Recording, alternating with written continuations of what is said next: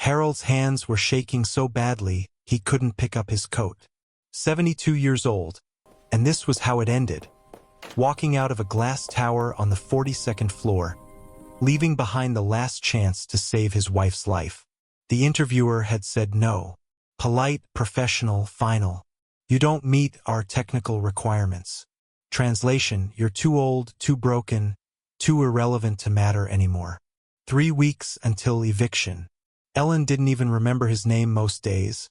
And in 3 weeks they'd be on the street because he couldn't operate a goddamn floor cleaning machine. He left the coat on the chair. His hands wouldn't cooperate, and started down the endless corridor toward the elevators. Each step echoed in the silence like a countdown to disaster. Behind him, the interview room where Emily Carter sat with her tablet and her polished professionalism and her complete inability to see that she'd just killed him. Not dramatically, not with malice, just with efficiency. The worst part? He understood. He'd have rejected himself too. Harold was halfway to the elevators when he heard it. Running footsteps. Urgent. Getting closer. Mr. Jenkins. The voice cracked like something breaking. He stopped, afraid to turn around, afraid to hope. The cruelty of hope when you had nothing left. That was its own special torture. But he turned anyway. Emily Carter was sprinting toward him. Actually running in her expensive heels, her professional mask shattered, clutching his forgotten coat in one hand and something else in the other. Her face was flushed, her eyes bright with what looked impossibly like tears. For a wild, irrational moment Harold thought, she's bringing the rejection in writing, making it official, sealing me in this coffin permanently. She reached him breathless, and when she spoke, her voice trembled. You forgot this. She held out the coat. Then softer, almost broken. And I think we made a terrible mistake. Harold stared at her, the words not making sense. Mistakes were things you fixed with mops and duct tape. Not things that made senior managers chase old men down hallways with tears in their eyes. I don't understand, he managed. Emily's throat worked like she was swallowing something painful. She glanced back down the corridor, then at Harold, and something in her expression shifted. Recognition mixing with disbelief mixing with something that looked dangerously like guilt. When I was 8 years old, she said quietly, someone used to leave brown paper bags in my cubby at school, peanut butter sandwiches, an apple, a note that said, "You've got this." Every Tuesday and Thursday for almost 2 years. I never knew who. The floor tilted under Harold's feet. Someone made sure the bullies left me alone on the playground. Emily continued, her voice strengthening. Someone told me I was smart enough to be anything I wanted, even when my own parents were too busy destroying each other to notice I existed. Someone saw me when I was invisible to everyone else. She stepped closer, and Harold saw her hands trembling now too. That someone was you, Mr. Jenkins. Wasn't it?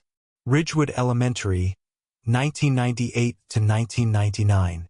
Third grader with braids and a purple backpack who sat alone at lunch. Harold couldn't breathe, couldn't speak, could only stare at this woman who'd somehow pulled a memory from 25 years ago and was holding it up like evidence of something he'd forgotten he'd done. Emily, he whispered, and the name opened doors in his mind. Emily with the bruises she tried to hide. Emily whose parents fought so loud the whole neighborhood heard. Emily who flinched when people moved too fast near her. You saved my life, Emily said, and now the tears were falling freely.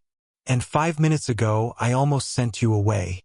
I almost looked right through you like you were nobody, like you didn't matter, exactly the way everyone looked through me when I was 8 years old and drowning. She held out the folder she'd been carrying. His application. His sad one-page resume that screamed desperate old man with nothing left to offer. I'm hiring you, Emily said firmly. Not for the maintenance position. That was wrong. I'm creating a new role, facilities care specialist, day shift, full benefits. And Mr. Jenkins. Her voice dropped to something fierce and determined. We're enrolling your wife Ellen in our company's top-tier health plan.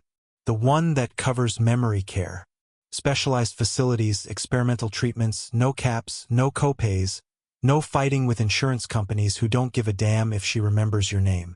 The words hit Harold like physical blows. He grabbed the wall because his legs had forgotten how to work. Why? The question came out broken. Why would you do this? Because 25 years ago you taught me that kindness is real, that someone might care even when they don't have to, that small acts of grace matter more than grand gestures. Emily smiled through her tears. You held doors open for me when I couldn't open them myself. Let me return the favor. Harold tried to speak, but nothing came. 44 years of marriage, 38 years of mopping floors and fixing broken things and being invisible. And here, in a glass tower on the 42nd floor, a little girl in braids had grown up and remembered. Come on, Emily said gently, helping him into his coat like he was the child now. Let's go change your life the way you changed mine. Hello, my lovelies at Ducal Tales. I'm so happy you're here. Before we dive deeper, and trust me, this journey is going to wreck you in the best possible way. Tell me, where are you watching from today? Drop your city or country in the comments. I love seeing how far our beautiful Ducal family reaches across the world. And have you subscribed yet? If not, please consider joining us. Hit that subscribe button and turn on notifications, because these stories take so much love and time to craft, and your support is what makes them possible. What could Emily possibly mean?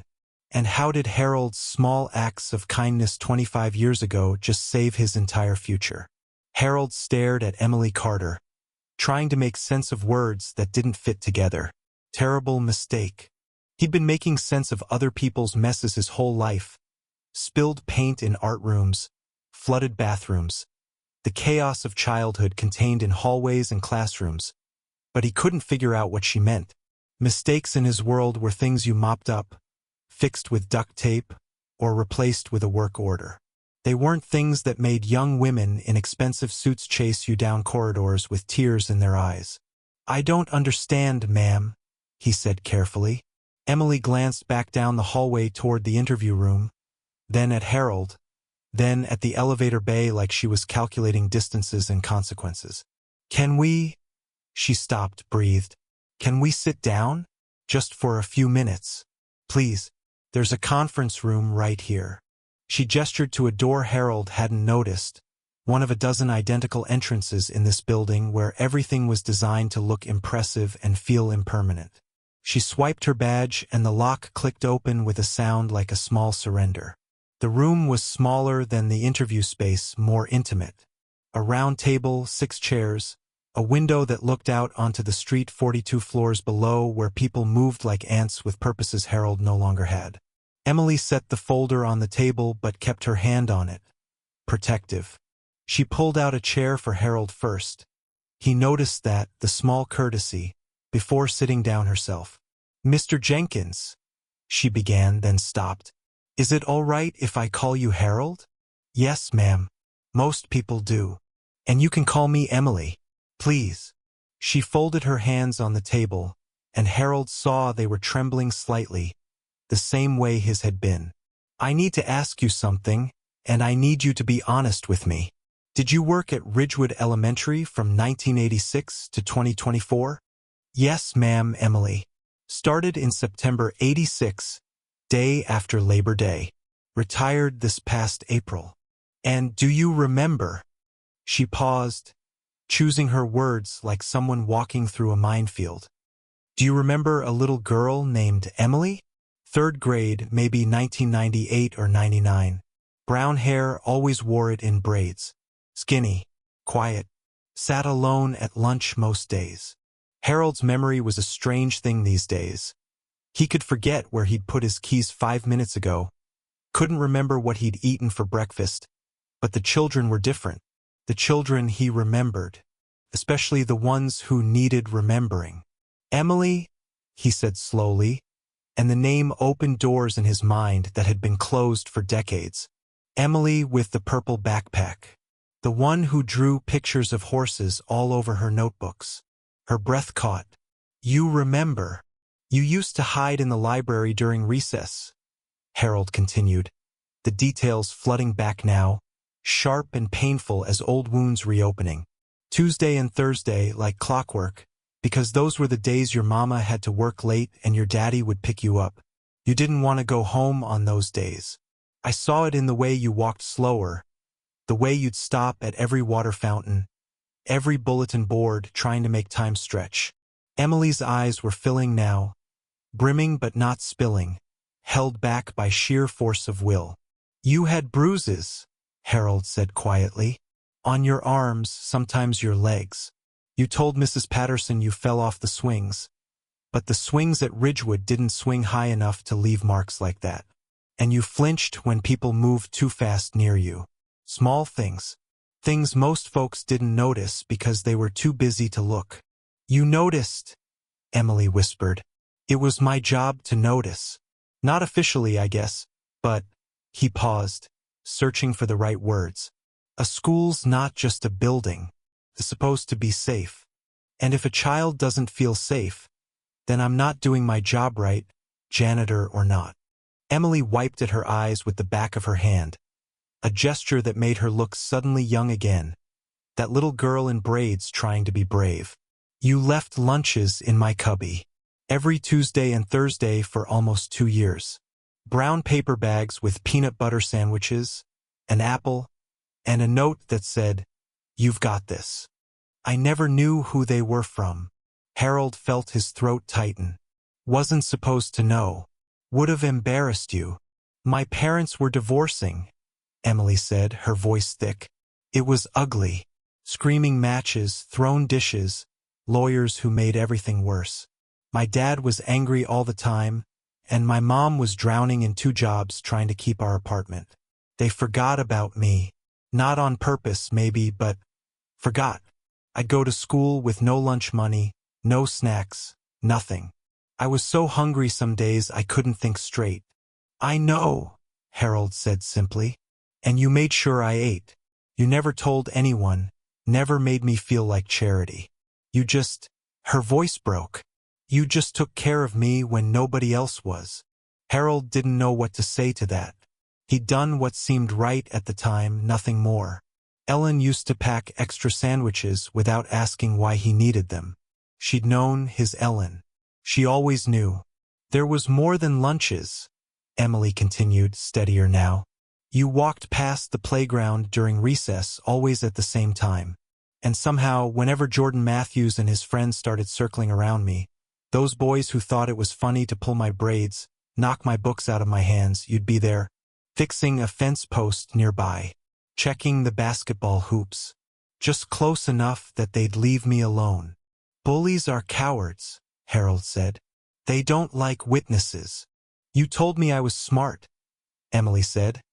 And now the tears did fall, quiet tracks down her cheeks that she didn't bother wiping away. It was spring of 4th grade, right before you disappeared for a while. Ellen's first surgery, Harold said. Gallbladder. She was in the hospital 2 weeks. I didn't know that. I just knew you were gone and I was terrified you wouldn't come back. But the day before you left, I was sitting on the steps outside the library crying because I'd gotten a C on a math test and my dad said I was stupid, that I'd never amount to anything. You came by with your cart and you sat down next to me, and you said, she stopped, breathed deeply. You said, my Ellen always tells me that grades are just numbers, but kindness and brains are forever. You've got both, little miss. Don't let anyone tell you different. Harold remembered. He remembered her small face, tear-stained and hopeless, and the way she'd looked at him like he'd handed her a lifeline. Those words saved me, Emily said. I held on to them through middle school, through high school when my counselor said I should consider vocational training instead of college because my family couldn't afford it. I held on to them through 4 years of community college while working 3 jobs, through my bachelor's degree, through climbing the ladder in HR when people kept telling me I was too young, too soft, too idealistic. Kindness and brains are forever. That became my mantra. She opened the manila folder and pulled out a photograph.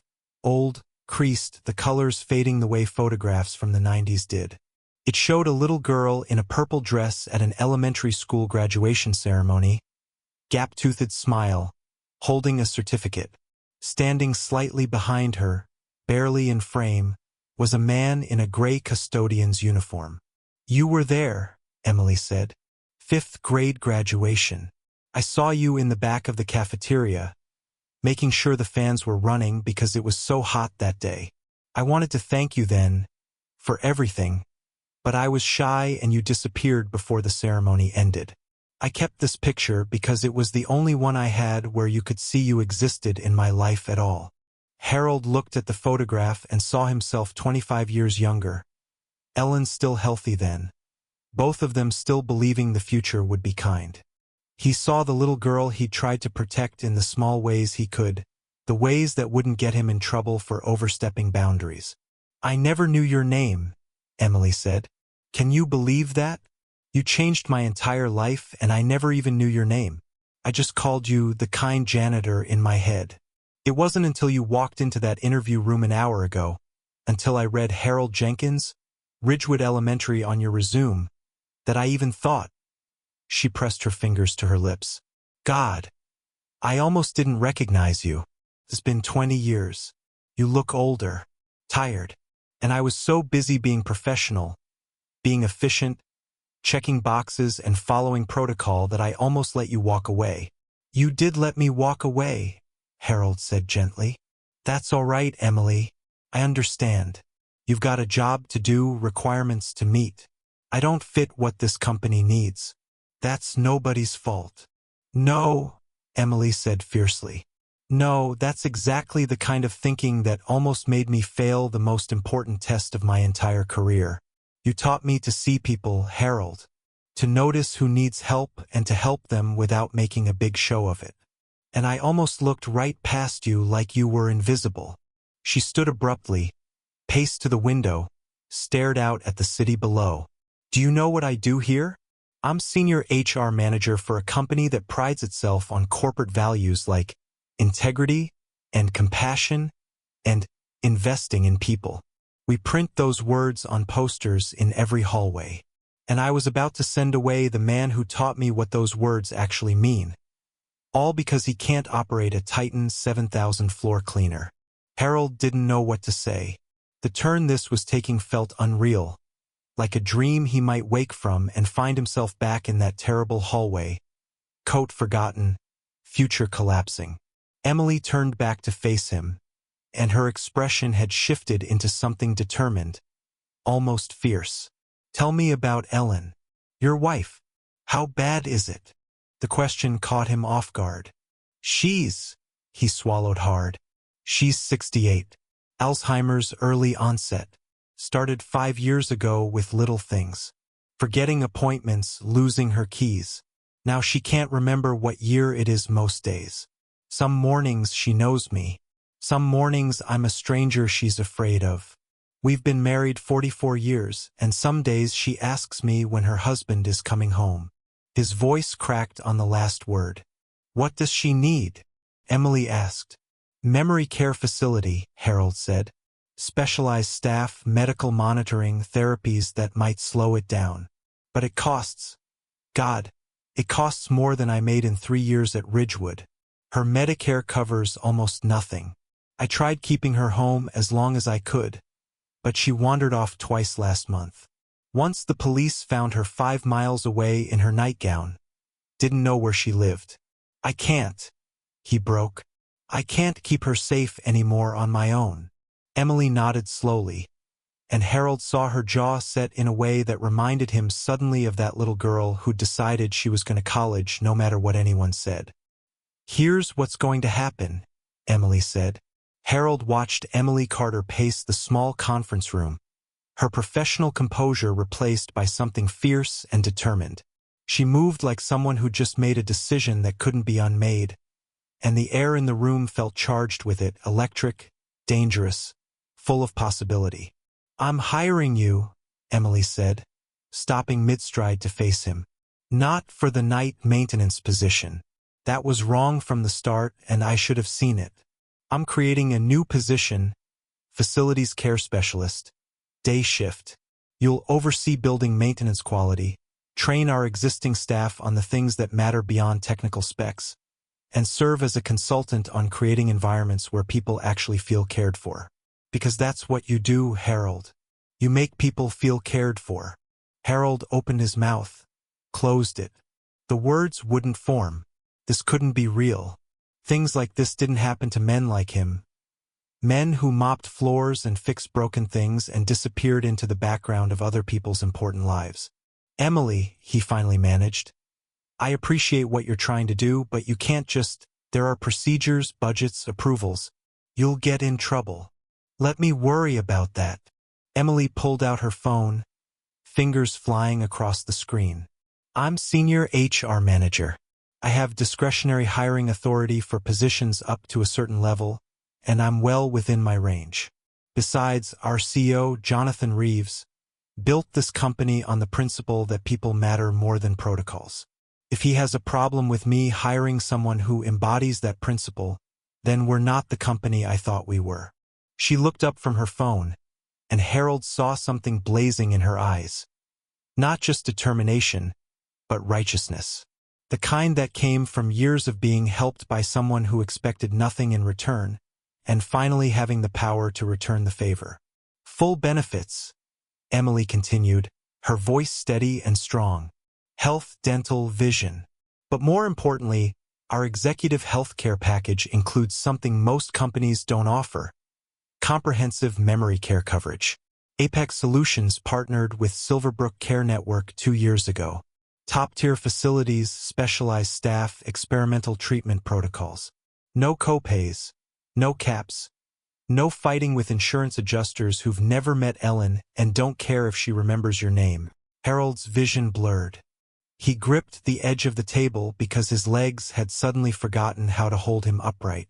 I can't afford. It's covered, Emily said firmly. Completely. That's what I'm trying to tell you. You start tomorrow, Ellen gets enrolled immediately. I'll personally walk the paperwork through to have her placed at Silverbrook Gardens. It's 20 minutes from your apartment in Riverside. You can visit every day. They have programs there that actually help Harold. Music therapy, memory exercises, gardens where patients can walk safely. My friend's mother is there. She says it gave her mom back some of herself. Why? The word came out broken. Why would you do this for me? Emily sat down across from him, and when she spoke, her voice was soft but unwavering. Because 25 years ago, a little girl was drowning and nobody noticed. Nobody except you. You threw her a lifeline and you never asked for anything back. You never even told her your name. And that little girl grew up believing that maybe the world wasn't completely cruel, that maybe kindness was real, that maybe she mattered. You saved me, Harold. Not dramatically, not with some big heroic gesture, but in all the small ways that actually count. The ways that last. She reached across the table and took his weathered hands in her smooth ones, and Harold felt the weight of decades collapsing. The exhausted father he'd been, working double shifts to put his own kids through college, the husband watching his wife disappear into a disease that stole her piece by piece, the invisible man who'd spent his life making sure other people's children were safe and fed and seen. Let me return the favor, Emily whispered. Please, let me give you back some of what you gave me. Harold couldn't speak, could only nod, tears streaming down his face, unashamed. Emily squeezed his hands once, then stood with the brisk efficiency of someone who just closed a deal she had no intention of losing. Okay, here's what happens next. I need you to go down to the 7th floor, HR processing. Ask for Diane Mitchell. Tell her Emily Carter sent you for immediate onboarding. She'll get your paperwork started, take your photo for your badge, set up your direct deposit. It'll take about 2 hours. She scribbled something on a piece of paper, slid it across the table. That's my personal cell number. If anyone gives you any trouble, any pushback at all, you call me immediately. Got it. Got it, Harold said, his voice rough. Your start date is tomorrow, 7 a.m. We'll figure out the details of your role as we go. But for now, just be yourself. Do what you've always done. Notice things. Help people. Make this building feel like it belongs to everyone who walks through it, not just the executives on the top floors. Harold folded the paper carefully, tucked it into his shirt pocket over his heart. He stood slowly, testing his legs, and found they remembered how to work after all. Emily, I don't know how to. Don't. She smiled, and it transformed her face into something younger, lighter, free of the weight she'd been carrying. Seriously, don't. You never wanted thanks before. Don't start now. Just take care of Ellen. Take care of yourself. And show up tomorrow ready to make this place better. Because God knows it needs it. Harold nodded. He picked up his coat, and this time his hands were steady. He walked to the door, then turned back. That little girl in the purple backpack, he said. She turned out pretty remarkable. Emily's eyes filled again. She had good teachers. Harold left the conference room and made his way to the elevators. But this time his steps didn't echo with defeat. They rang with something he'd almost forgotten, hope. The elevator arrived with a soft chime, and as the doors opened, a woman stepped out who nearly collided with him. "Oh, excuse me," she said, then paused, looking at him more carefully. She was maybe 40, auburn hair pulled back in a neat bun, wearing a white coat over business clothes. A hospital ID badge hung from her neck. Dr. Sarah Brennan, Silverbrook Care Network, Apex Solutions Medical Liaison. "Are you all right?" she asked, noting his tears. "Can I help you with something?" Harold wiped his face with the back of his hand, laughed slightly at himself. "I'm fine. Better than fine. Just had some good news for the first time in a very long while." Dr. Brennan smiled warmly. "Well, that's wonderful. Those moments are precious." She started to walk past, then stopped. "I don't mean to pry, but are you a new employee? I work with Apex's healthcare program, and if you have any questions about benefits or medical coverage, I'm happy to help. We have some really excellent programs here, especially for family care." Something in her tone made Harold pause. "My wife has Alzheimer's. Early onset. I was just told about Silverbrook Gardens." Dr. Brennan's expression shifted immediately, professional concern replacing polite friendliness. "Silverbrook Gardens is one of our flagship facilities. Exceptional staff, innovative programs. Is your wife enrolled?" "She will be.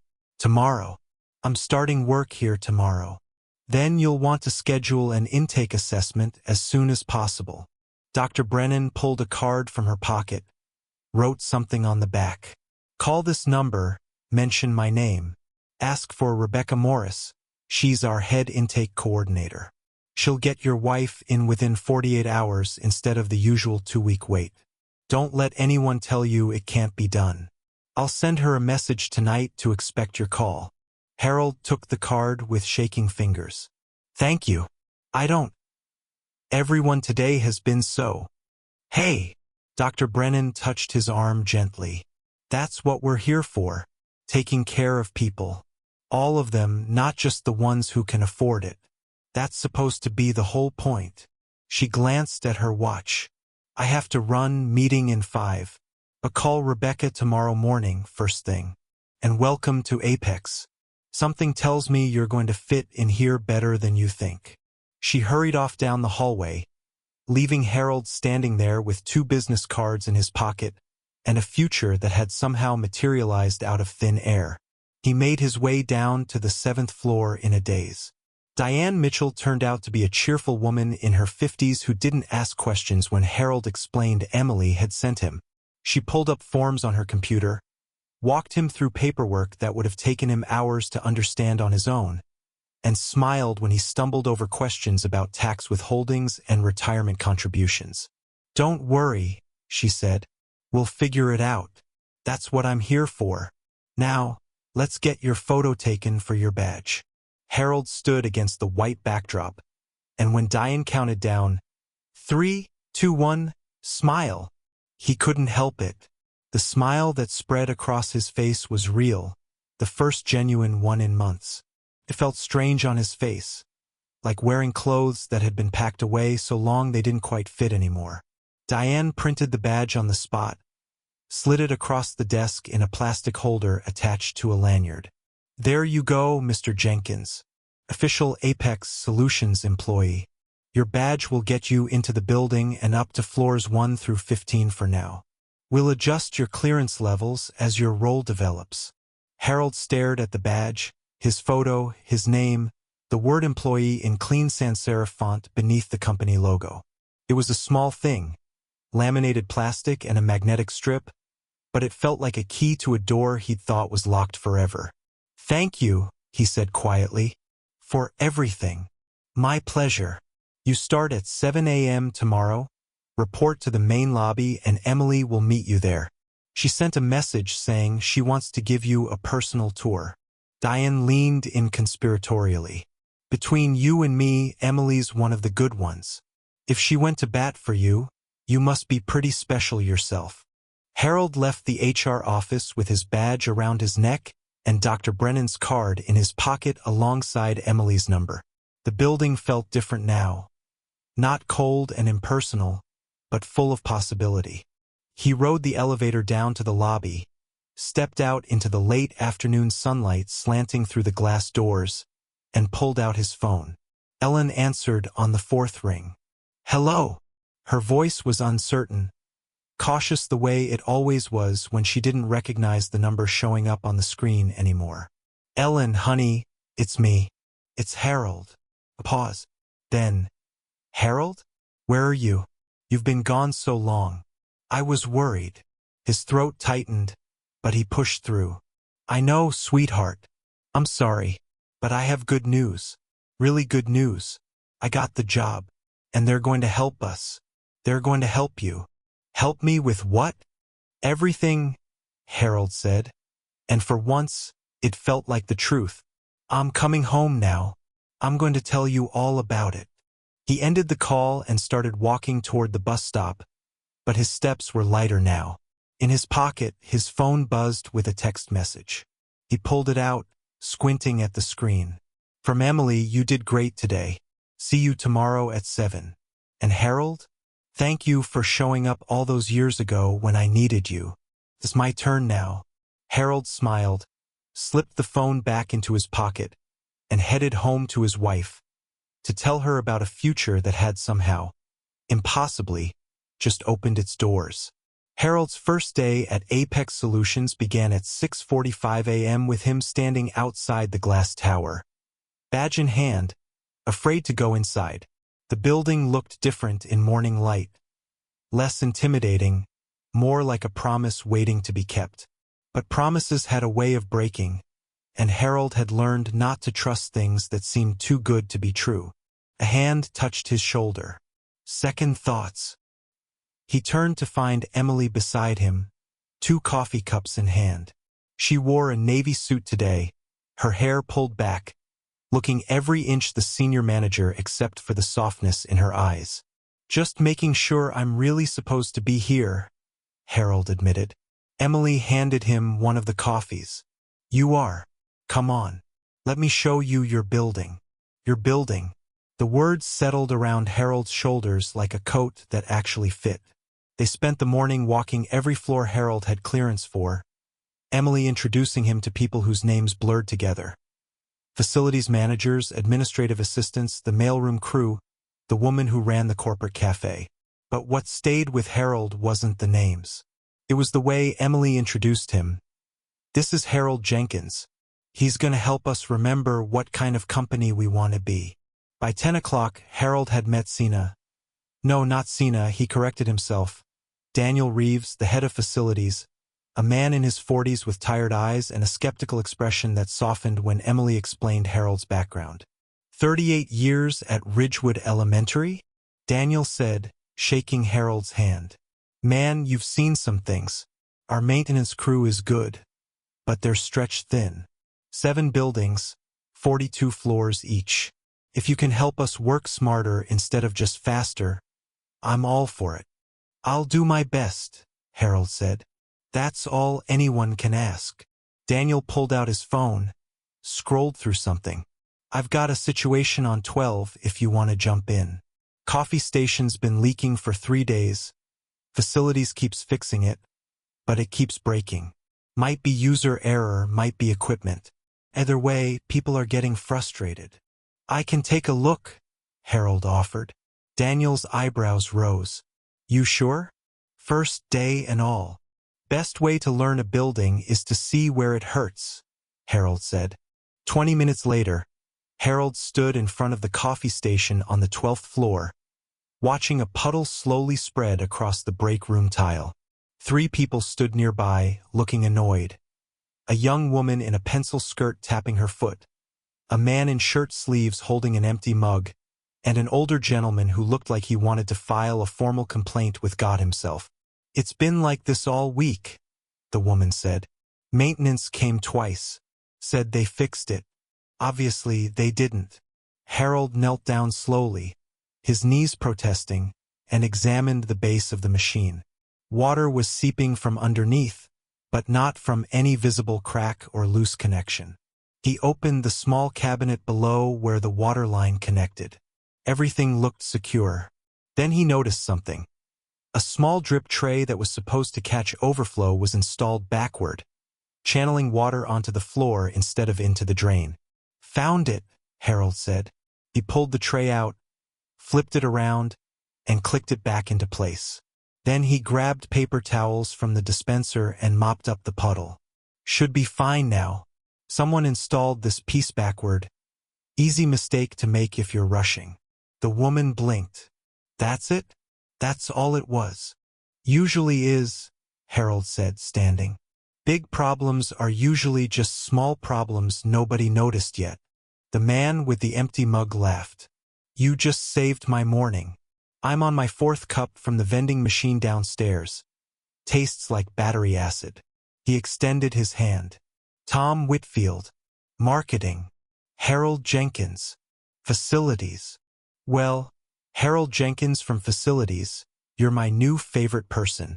Tom filled his mug, took a long drink, and sighed with relief. Actual coffee. You're a miracle worker. Harold smiled. Just doing the job.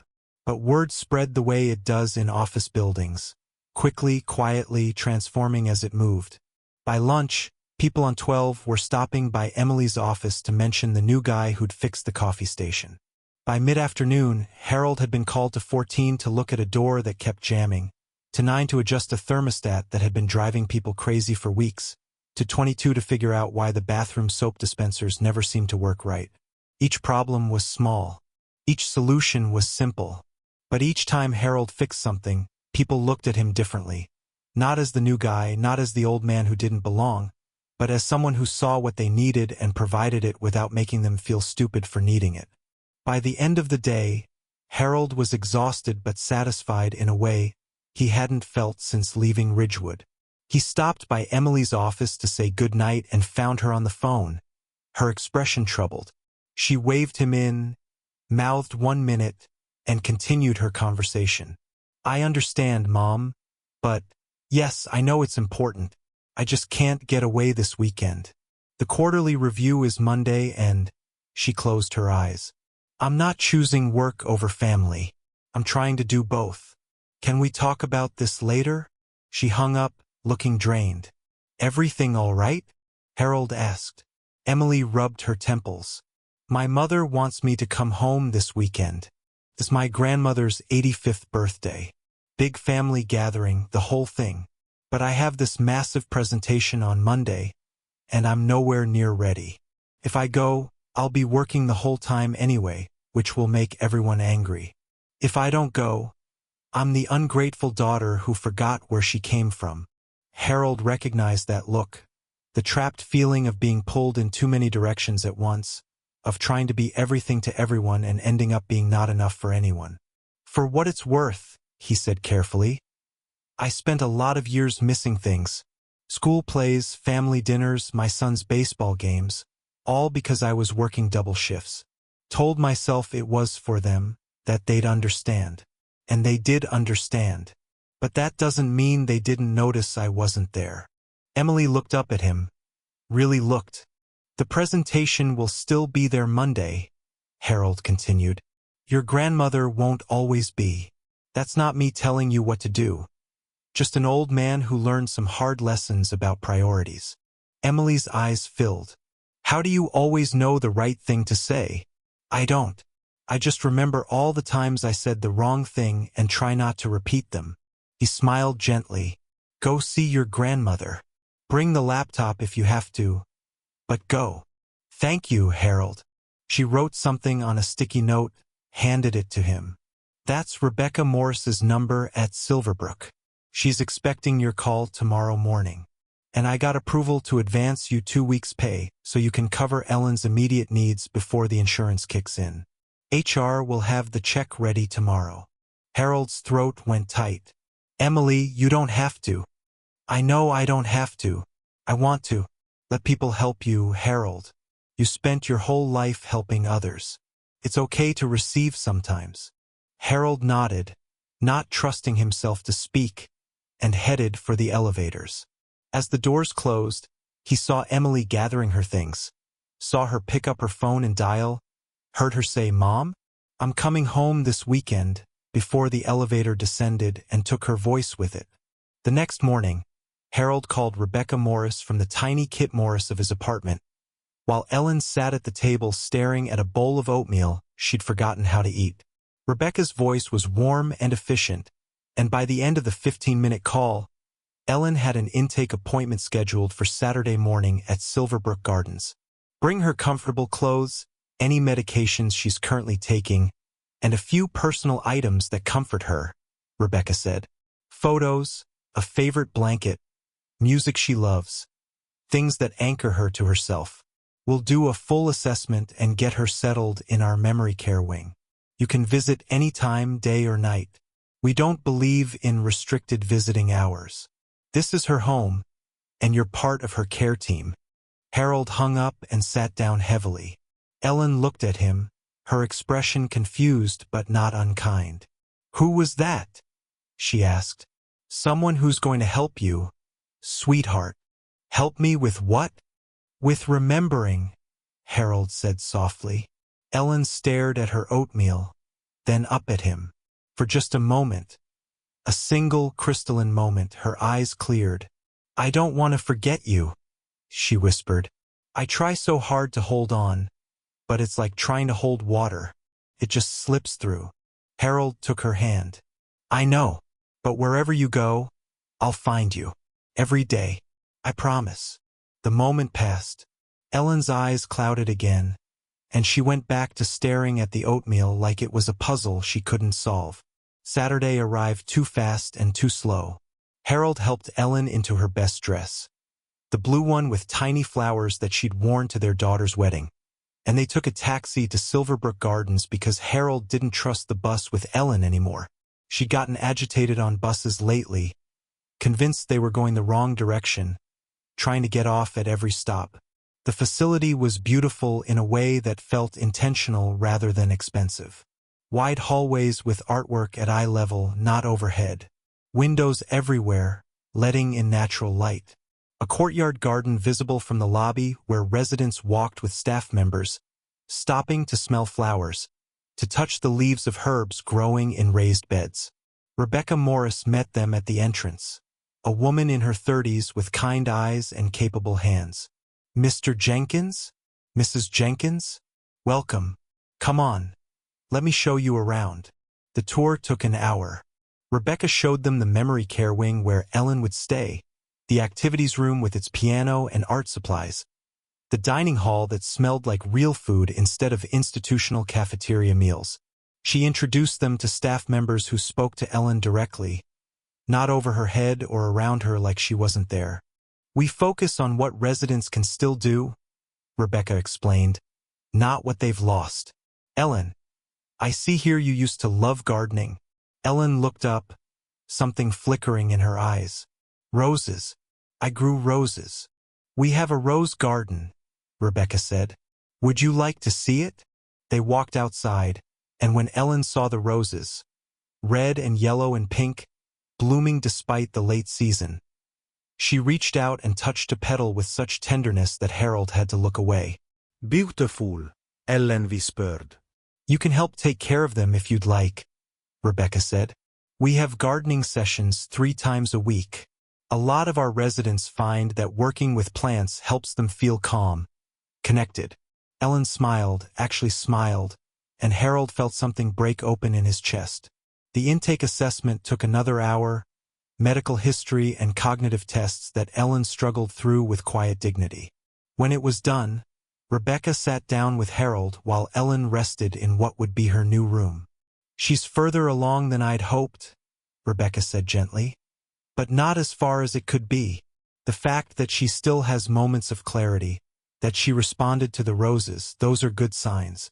We'll start her on our standard protocol: music therapy, occupational therapy, memory exercises. There's also a clinical trial starting next month for a new medication that's showing promise in slowing progression. If you're interested, I can get her enrolled. Yes, Harold said immediately. Whatever helps. Whatever she needs. Rebecca smiled. You're a good husband, Mr. Jenkins. A lot of spouses struggle with the guilt of placing their partner in care. But this is the loving choice. You're giving her access to support you can't provide alone. Harold nodded, but the guilt was there anyway, heavy and familiar. He stayed until evening, eating dinner with Ellen in the dining hall, walking with her in the rose garden, sitting beside her while she dozed in a comfortable chair. When he finally had to leave, she didn't ask where he was going. Just squeezed his hand and said, "You're a nice man." "I'm your husband," Harold said. Ellen looked at him with polite confusion. "Oh, that's lovely." The taxi ride home felt like traveling through fog.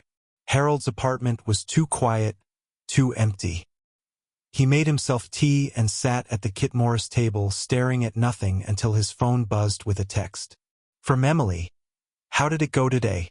Harold stared at the screen, then typed slowly with 2 fingers. "She's settled in. They're taking good care of her. Hardest thing I've ever done."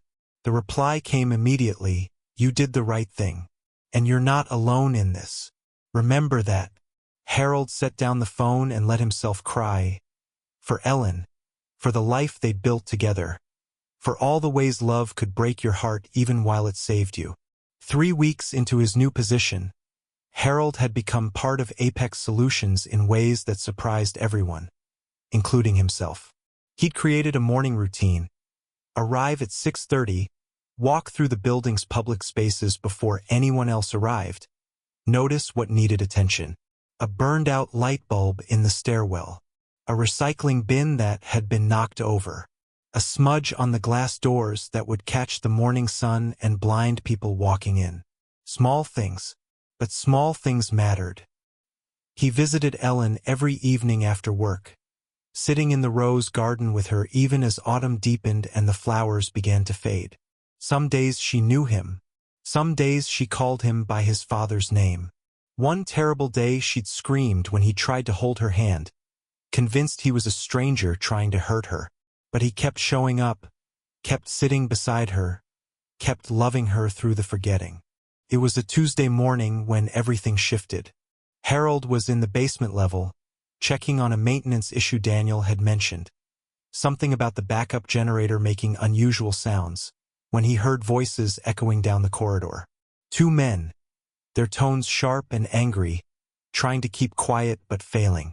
"Don't care what it takes. The numbers need to change before the quarterly report. We're talking about millions in contracts if this goes south. I've already adjusted the projections twice. If I push them any higher, the auditors will notice. This isn't just fudging. This is fraud."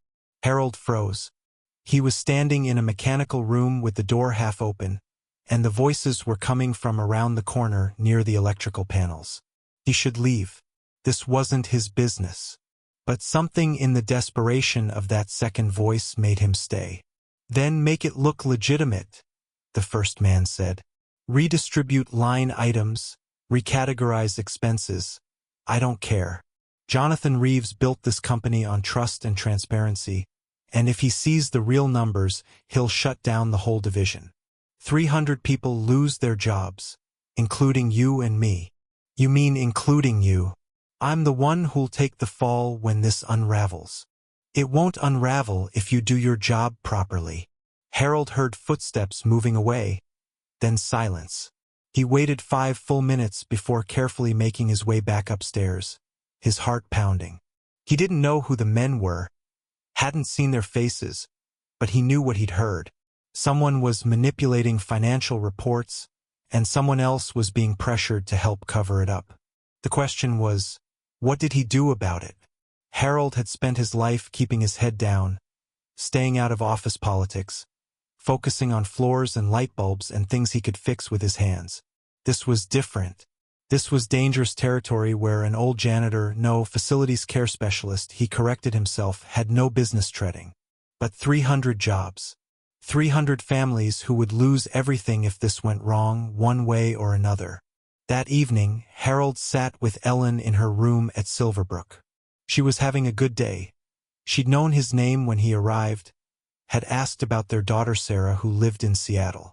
They were looking through an old photo album together when his phone buzzed. From Emily. Can you come to my office tomorrow morning? 8 Uhr morgens. Important. Harold's stomach dropped. The text was different from Emily's usual warm messages. Formal, terse. Had someone seen him in the basement? Reported him for eavesdropping? Was he about to lose everything all over again? He texted back, I'll be there. That night, Harold barely slept. He lay in his empty apartment, staring at the ceiling, running through scenarios. Maybe it wasn't about the basement at all. Maybe Emily had been called in by someone higher up, told that hiring Harold had been inappropriate, a conflict of interest, nepotism disguised as gratitude. Maybe his position was being eliminated. Maybe, at 7:45 a.m., Harold stood outside Emily's office, badge clutched in his sweating palm. Through the glass walls, he could see Emily sitting at her desk, and she wasn't alone. A man in an expensive suit sat across from her, his back to the door, his posture aggressive. Leaning forward, gesturing sharply. Emily's face was pale, her jaw set in that stubborn way Harold recognized from when she'd been 8 years old and determined not to cry in front of the bullies. Harold knocked softly. Emily looked up, and the relief that flooded her expression told him immediately that whatever was happening, she needed help. Come in, she called. Harold entered. The man turned, and Harold recognized him instantly even though they'd never met. Richard Sutherland, Chief Financial Officer. His photo was in the lobby with all the other executives.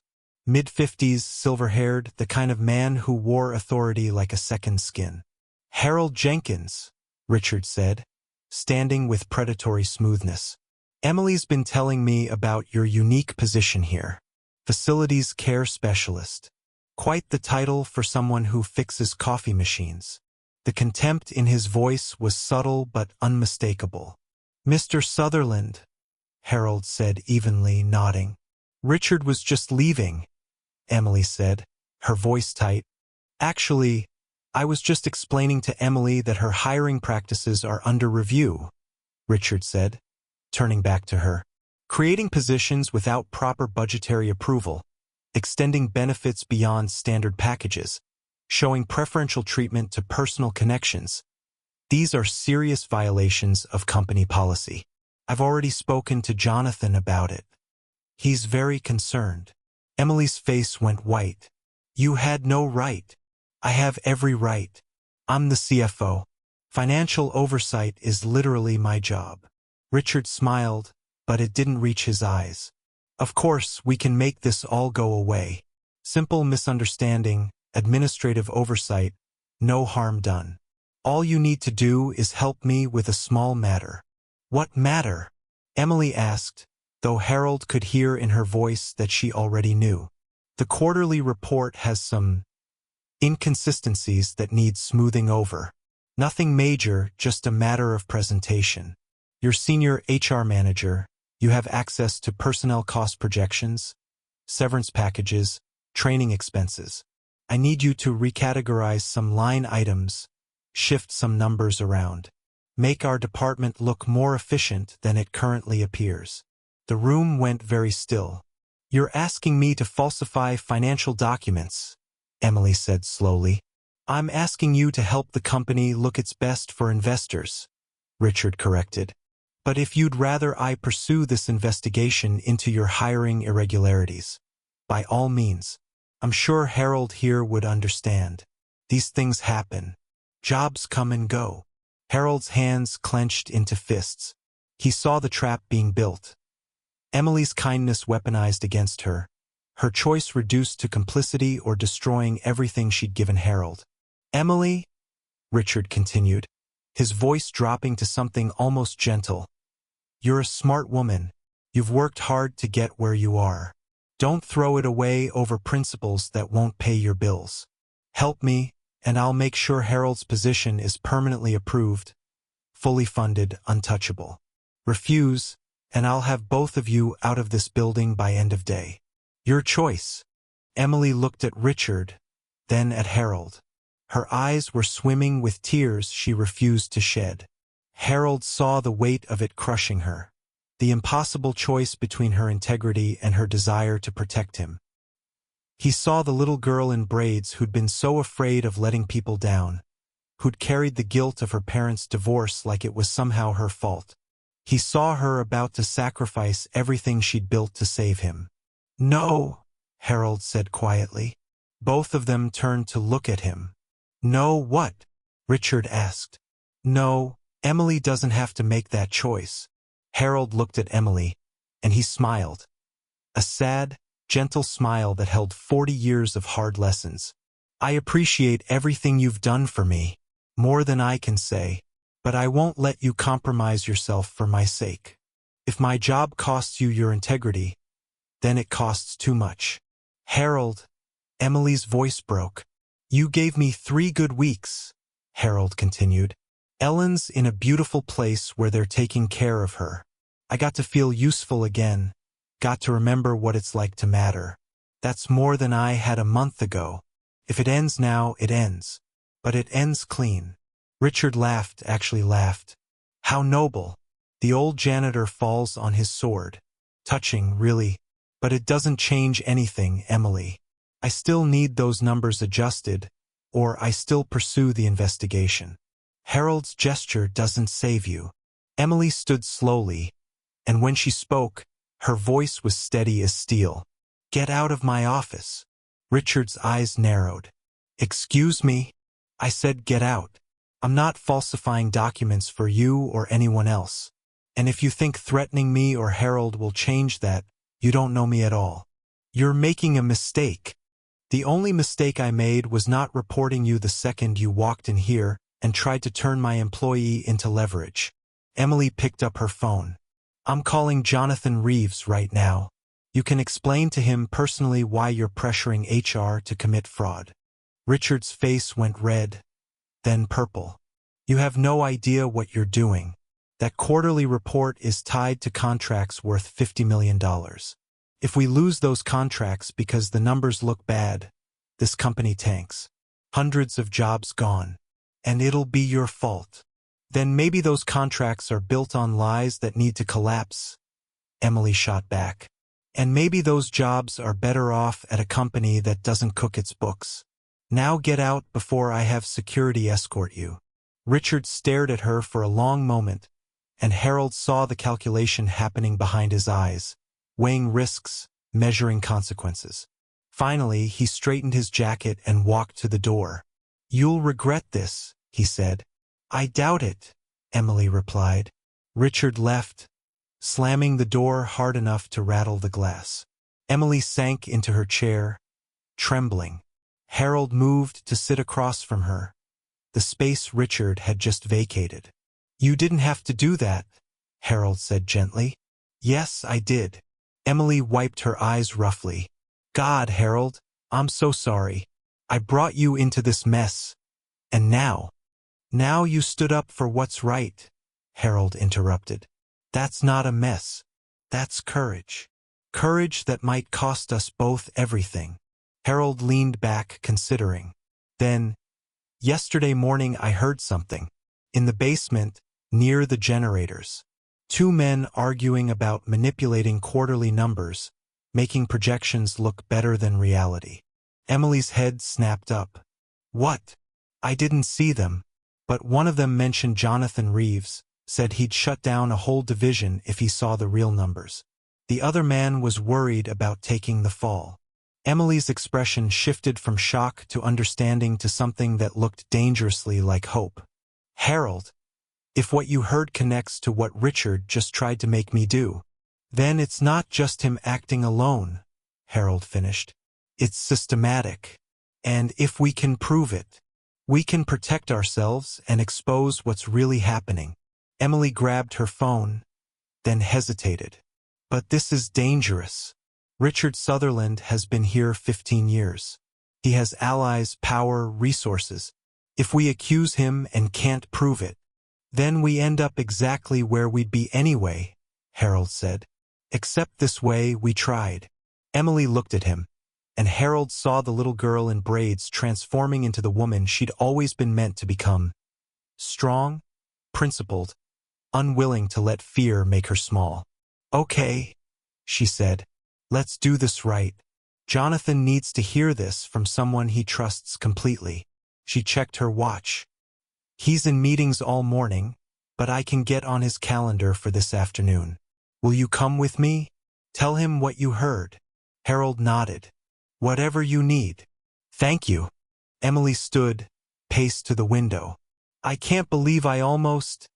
She stopped, breathed deeply. Thank you for stopping me. For reminding me who I'm supposed to be. You never forgot, Harold said.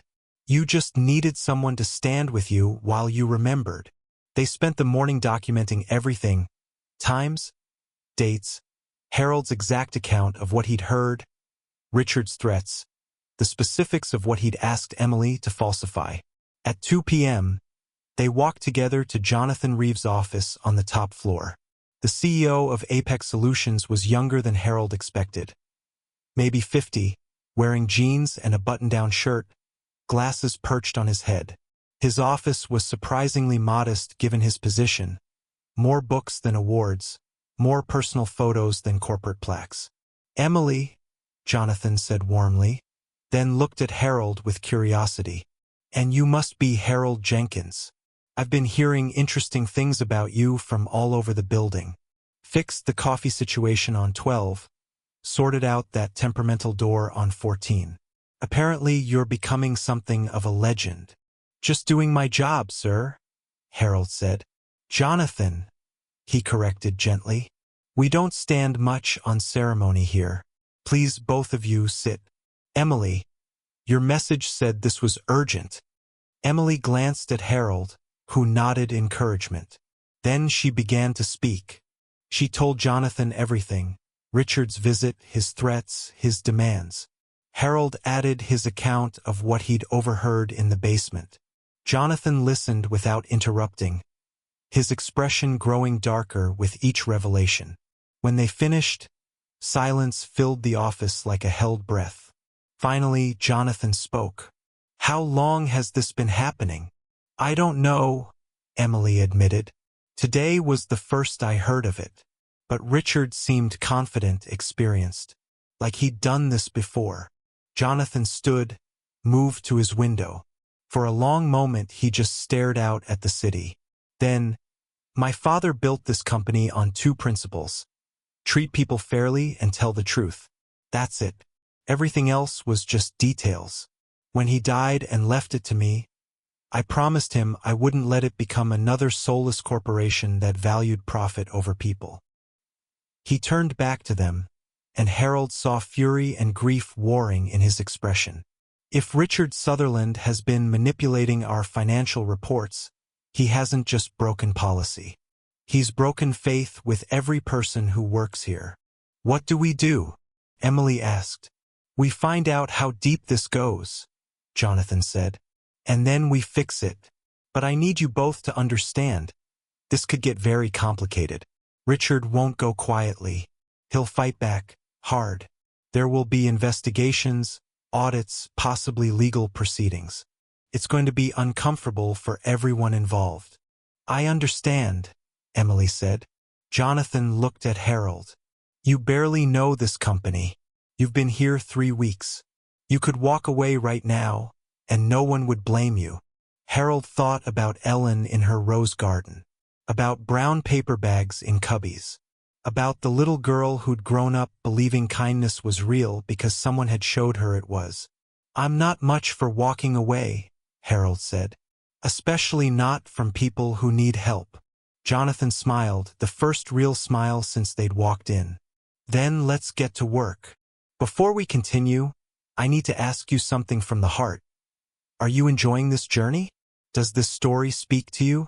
If it does, please hit that subscribe button and ring the notification bell. These stories take hours to craft, and your support is what keeps them coming. Share this with someone who needs a reminder that courage and kindness still matter in this world. The investigation began quietly. Jonathan brought in an independent auditing firm, sworn to confidentiality, to comb through 3 years of financial records. He reassigned Richard Sutherland to special projects, corporate speak for suspension without calling it that, and instructed Emily and Harold to continue their normal routines while the investigation proceeded. Act like nothing's changed, Jonathan told them. Richard has allies in this building. If they suspect what's happening, evidence will start disappearing.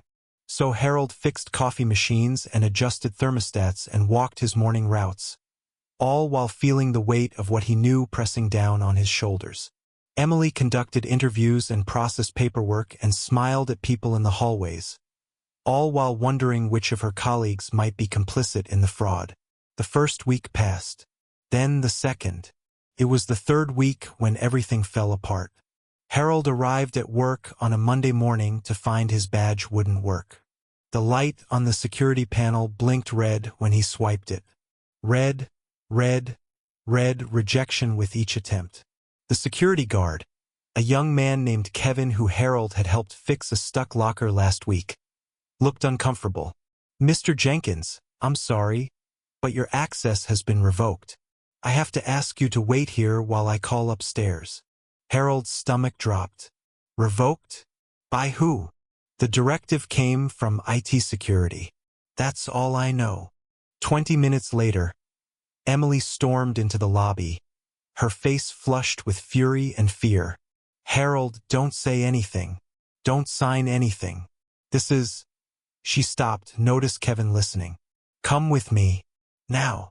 She led Harold to a conference room off the lobby, neutral territory. No badge required. The moment the door closed, she said, They're claiming you accessed confidential financial systems last Thursday night. Unauthorized entry, potential data theft. Richard's pushing to have you arrested for corporate espionage. The room tilted. That's impossible. I wasn't even in the building Thursday night. I was with Ellen at Silverbrook until 9, then went home. The night staff can confirm. I know. Jonathan knows. But Richard's moved fast. He's got an IT report showing your badge was used to access restricted areas, specifically the server room on sublevel 2 at 11:47 p.m. Thursday. Security footage allegedly shows someone matching your description. I didn't. Emily, I swear I didn't do any of that. I believe you. But Harold, this is sophisticated. Someone cloned your badge or used your credentials and they were careful about it. Richard's telling the board that you're working with a competitor, that Emily hired you as part of an elaborate scheme to steal proprietary financial information. Harold sank into a chair. Of course. It was brilliant, really. Turn the whistleblower into the criminal, make the accusers look like conspirators. Richard had decades of experience and resources Harold couldn't begin to match. What does Jonathan say? Harold asked. Emily's expression crumpled. Jonathan's been placed on administrative leave. As of this morning, the board voted 8-4 to temporarily remove him while they investigate allegations that he's retaliating against a CFO who discovered financial irregularities. Richard's claiming he found the problems and reported them to Jonathan, who then manufactured evidence against him to cover up his own mismanagement. The words hung in the air like smoke from a fire they couldn't put out. "How is this happening?" Harold whispered. "Because Richard Sutherland is very, very good at what he does," Emily said bitterly. "And what he does is manipulate systems. He spent 15 years building relationships with board members, planting allies in key positions. He knew if we ever tried to expose him, he'd need an escape route. So he built one, and now he's using it." Harold's phone buzzed. He pulled it out with shaking hands. A text from an unknown number. "Check your email." He opened his email app. The message waiting for him had no sender name, just a generic address. Anonymous. Sender 2847@securemail.com. The subject line read, "The truth about Harold Jenkins." Harold opened it. His hands went numb. It was a dossier, a complete background check that made him look like a criminal. Traffic tickets from 30 years ago characterized as pattern of disregarding authority. A dispute with a contractor over shoddy repairs to his house framed as history of confrontational behavior. A loan he'd taken out 5 years ago during Ellen's first hospitalization described as significant debt making him vulnerable to bribery. And at the bottom, the coup de grace. Subject's wife suffers from Alzheimer's, requiring expensive care. Subject would be highly motivated to sell confidential information to cover medical expenses. Recommended immediate termination and criminal investigation. "He sent it to the board," Harold said numbly. "He's turning my life, my marriage, my love for Ellen. He's turning it all into evidence against me." Emily grabbed the phone, read the email, and her face went white. "This is character assassination. None of this is." "It's all true," Harold interrupted. "That's what makes it so damning. Every fact is accurate. He's just twisting the meaning, making me look desperate and dishonest." He looked at Emily, and for the first time since this began, he felt the weight become too much. "Maybe I should just quit. Walk away. Let this end before it destroys you too." No. Emily's voice was fierce. "Absolutely not. That's what he wants, for us to give up, to slink away quietly while he consolidates power. What choice do we have? Jonathan's suspended. My badge is revoked. Richard controls the narrative now." Emily paced the small conference room, thinking. Then she stopped. The auditors, the independent firm Jonathan brought in. They're still working, and they report directly to the board, not to Richard. If they find evidence of the fraud before Richard can bury this, he'll have thought of that. He's had 3 weeks to clean up. Maybe. But Harold, you heard him in the basement. You heard someone mention redistributing line items, recategorizing expenses. That leaves traces. Forensic accountants can find those traces even when people try to hide them. Harold wanted to believe her, but belief felt like a luxury he couldn't afford. The rest of the day was a nightmare. Harold wasn't allowed upstairs, wasn't allowed to retrieve his personal belongings from the small office space Emily had arranged for him. He sat in the lobby conference room like a prisoner awaiting sentence while Emily fought battles he couldn't see. At 3 p.m., she returned with an HR director Harold hadn't met, a severe woman named Patricia Donovan who handed him a letter. "Mr. Jenkins," Patricia said without preamble, "your employment is being suspended pending investigation into allegations of misconduct. During this period, you will not receive salary, but your benefits will continue. You are prohibited from entering Apex Solutions property or contacting any employees except through official legal channels. Violation of these terms will result in immediate termination and possible criminal charges." Harold took the letter with numb fingers. "This is a formality," Emily said quickly. "It's not." "Ms. Carter," Patricia interrupted, "I need to inform you that you're also under investigation. Your hiring practices, your relationship with Mr. Jenkins, and your recent allegations against senior leadership are all being reviewed." I recommend you retain legal counsel. Emily's face went pale, but she lifted her chin. I stand by everything I've done. That's your prerogative. Good afternoon. Patricia left, her heels clicking against the marble like a countdown to disaster. Harold and Emily sat in silence for a long moment. Then Emily said quietly, I'm so sorry. I thought I was saving you. Instead I... Stop, Harold said gently. You gave me 3 good weeks. You got Ellen into Silverbrook. Whatever happens now, that was real. That mattered. But if they terminate your position, Silverbrook will still be there. Rebecca Morris told me the enrollment is permanent once it's processed. Even if I leave Apex, Ellen's covered for the full contract term. She's safe. That's what matters. What about you?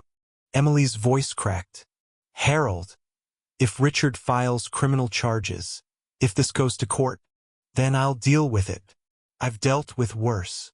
But that night, alone in his apartment, Harold wasn't sure that was true.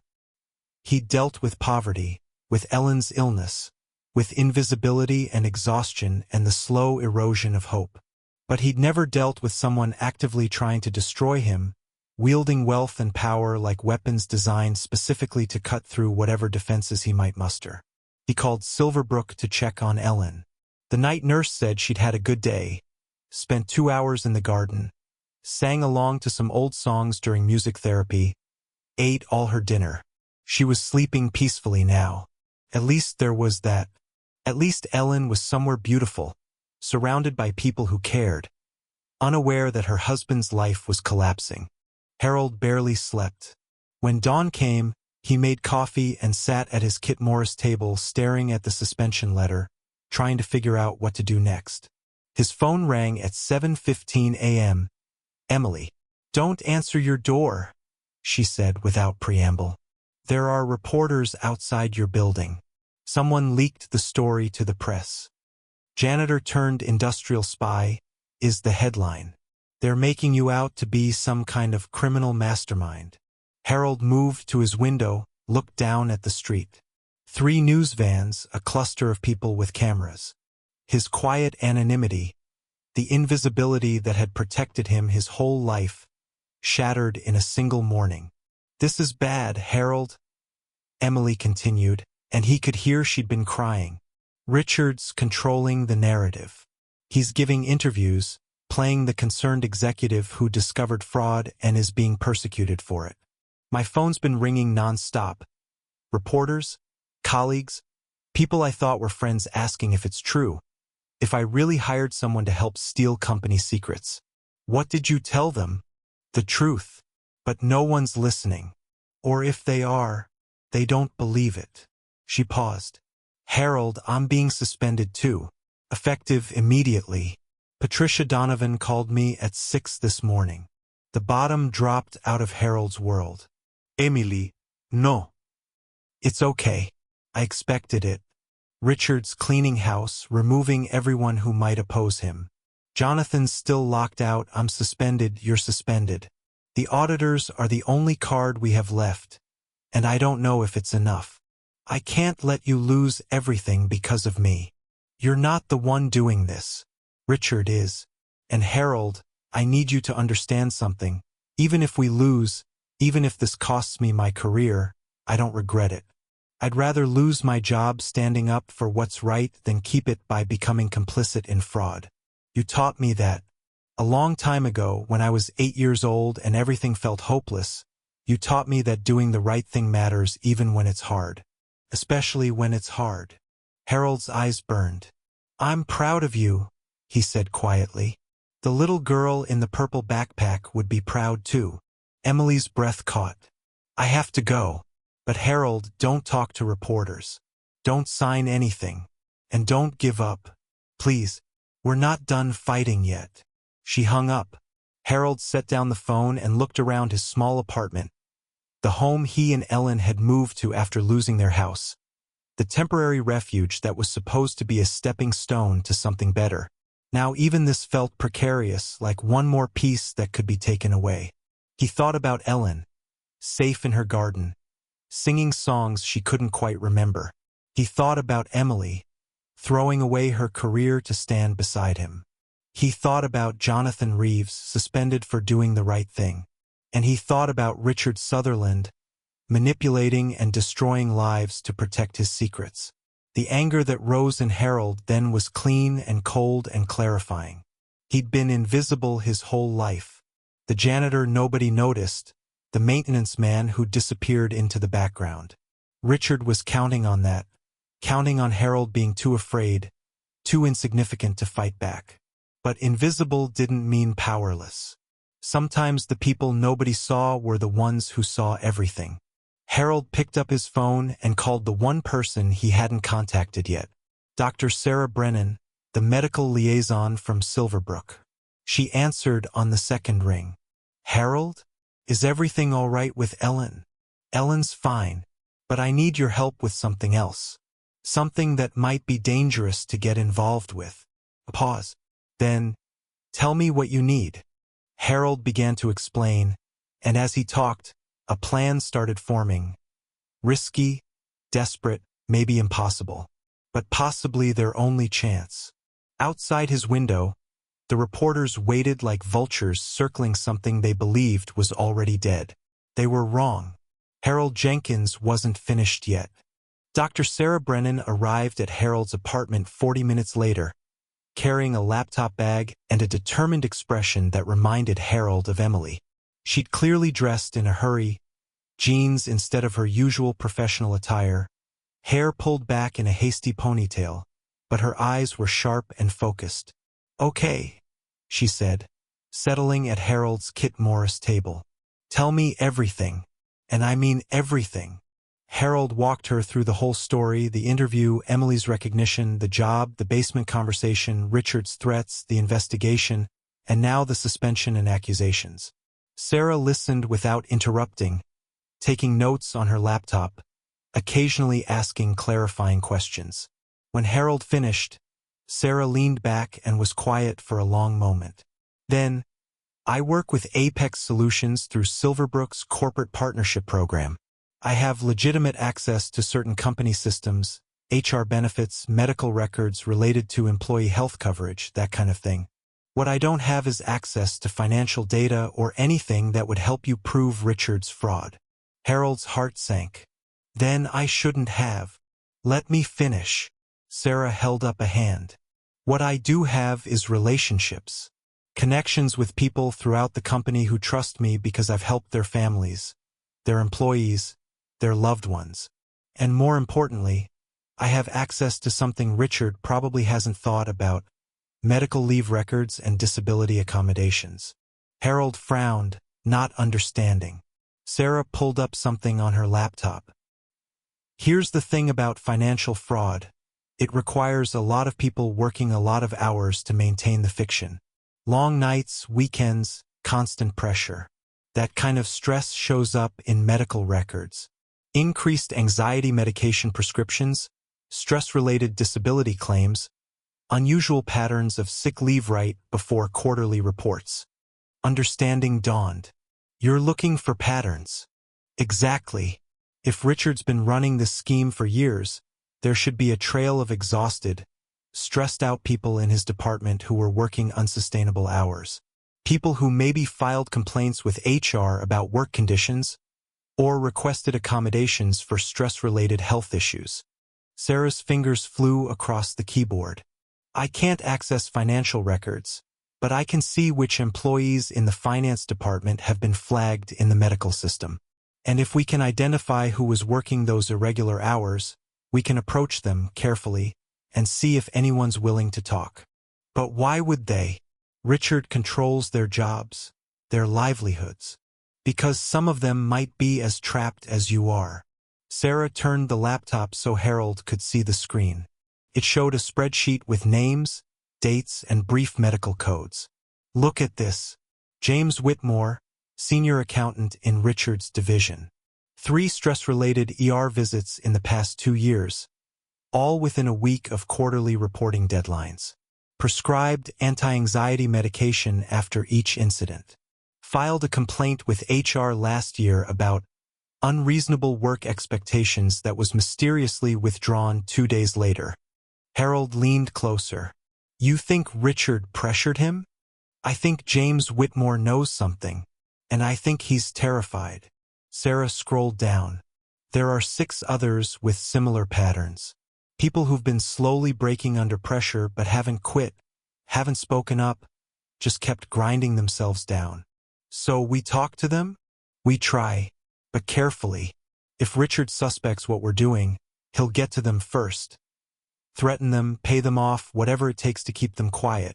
Sarah closed her laptop. Harold, I need to be honest with you. This is risky.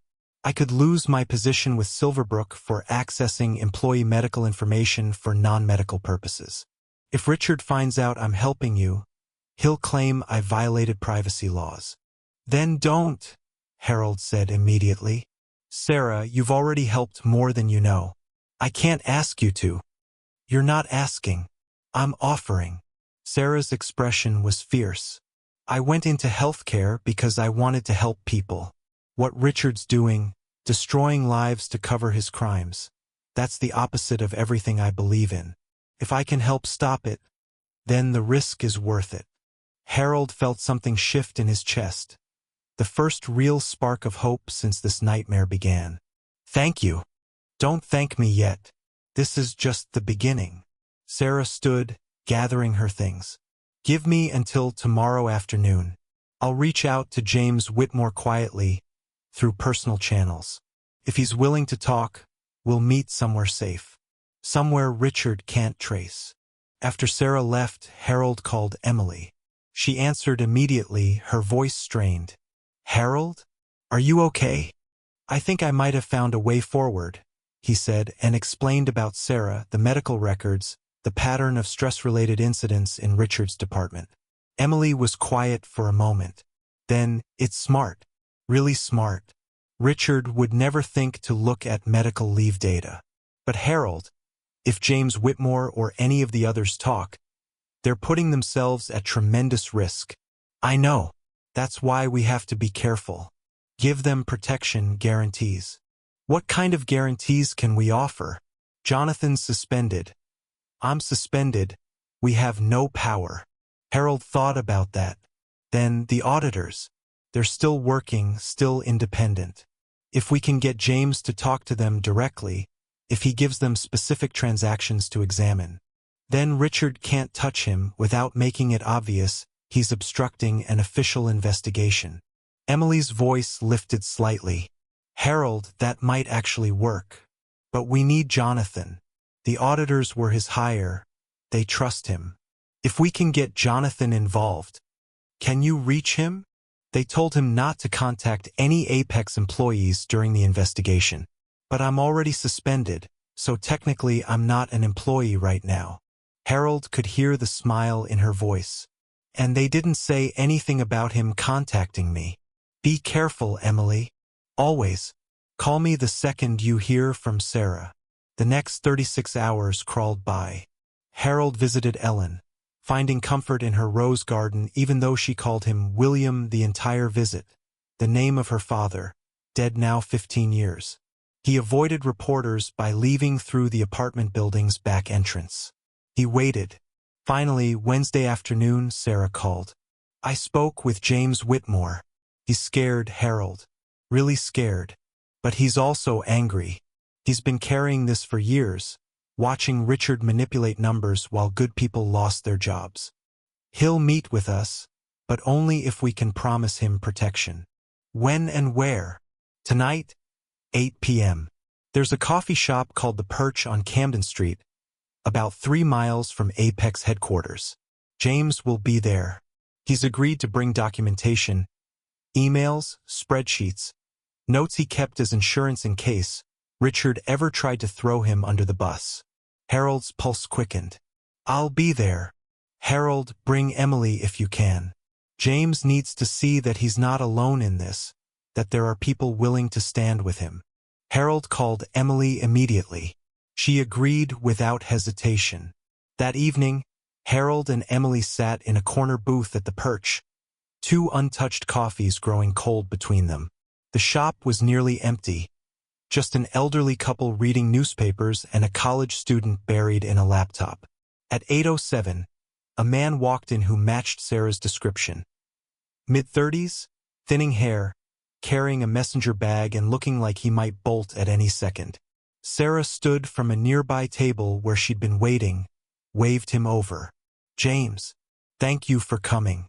These are the people I told you about, Harold Jenkins and Emily Carter." James sat down but didn't take off his coat, like he was ready to run. His hands trembled as he clutched the messenger bag. "I don't know if I can do this. If Richard finds out." "He's already destroying innocent people," Emily said gently. "Harold and I are suspended. Jonathan Reeves is on administrative leave. How many more lives does Richard get to ruin before someone stops him?" James's eyes filled. "You don't understand. I have 2 kids. A mortgage. My wife just started cancer treatment. We need my insurance. If I lose my job—" "You won't," Harold said firmly.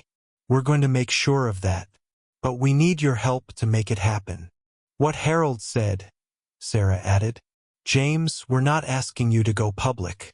We're asking you to talk to the independent auditors the board hired. They have subpoena power. They answer directly to the board, not to Richard. Once they have your information, you're a protected witness. Richard can't touch you without committing obstruction." James stared at the table. "He made me do things. Reclassify expenses, adjust projections, make numbers look better than they were. I told myself it was just aggressive accounting, nothing illegal. But I knew. Deep down, I always knew it was fraud." "How long?" Emily asked.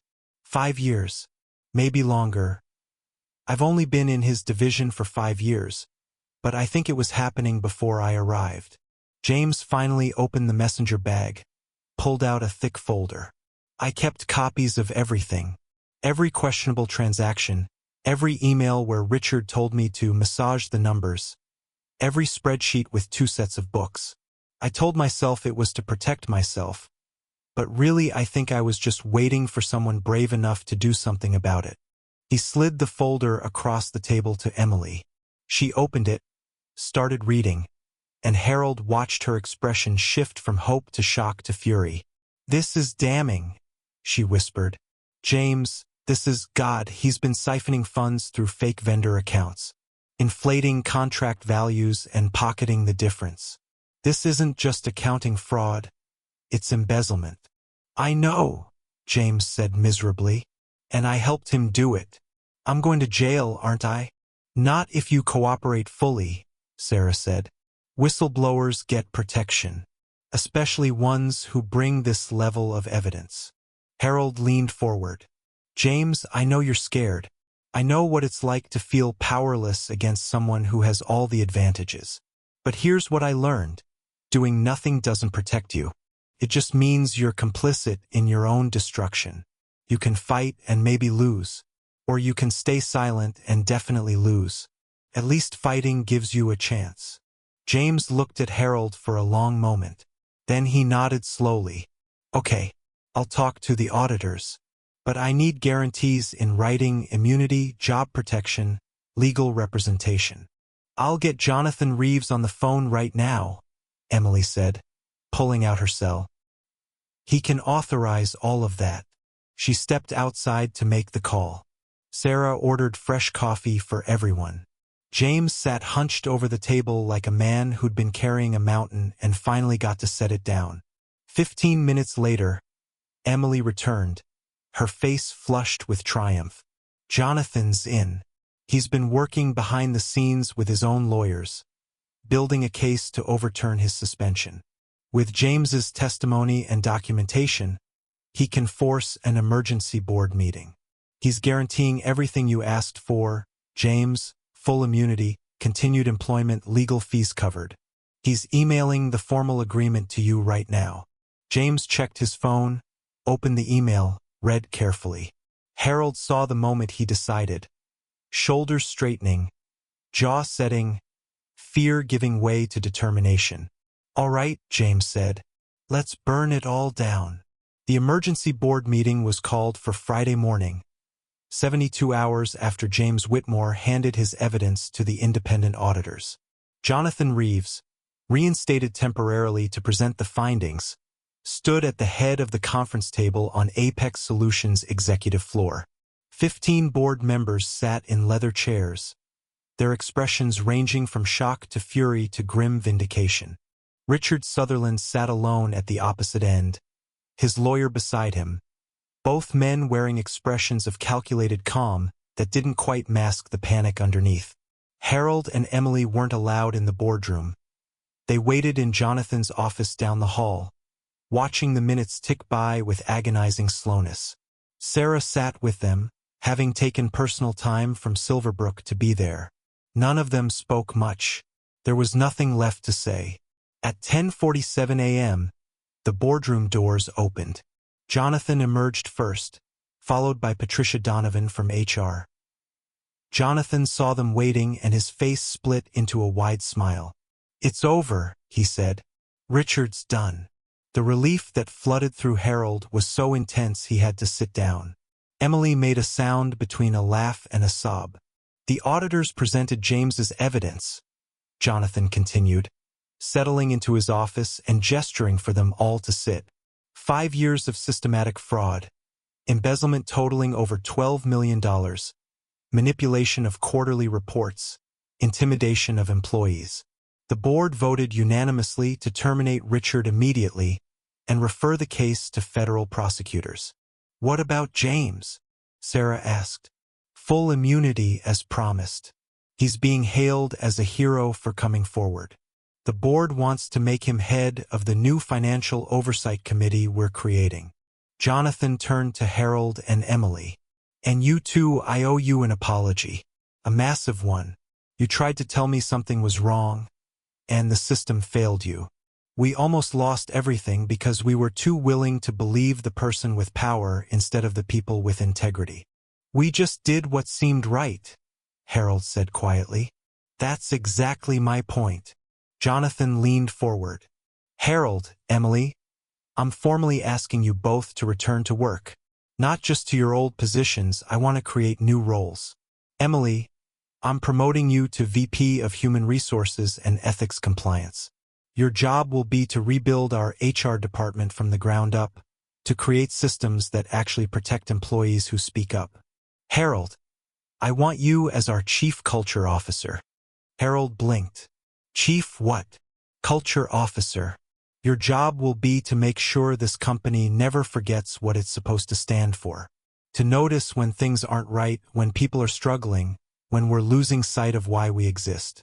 You'll report directly to me, and you'll have the authority to access any department, talk to anyone, call out problems before they become crises. Because that's what you've always done. You see people. You notice what matters. And this company needs that now more than ever." Harold couldn't speak, couldn't process what he was hearing. Emily found her voice first. "Jonathan, that's yes, absolutely yes. But what about the media? The accusations against Harold? Already handled. We're releasing a statement this afternoon. Full exoneration. Explanation that Harold was framed by Richard as retaliation for uncovering fraud. We're offering Harold a public apology and threatening legal action against any media outlet that continues to defame him." Jonathan smiled grimly. "Richard made a lot of enemies.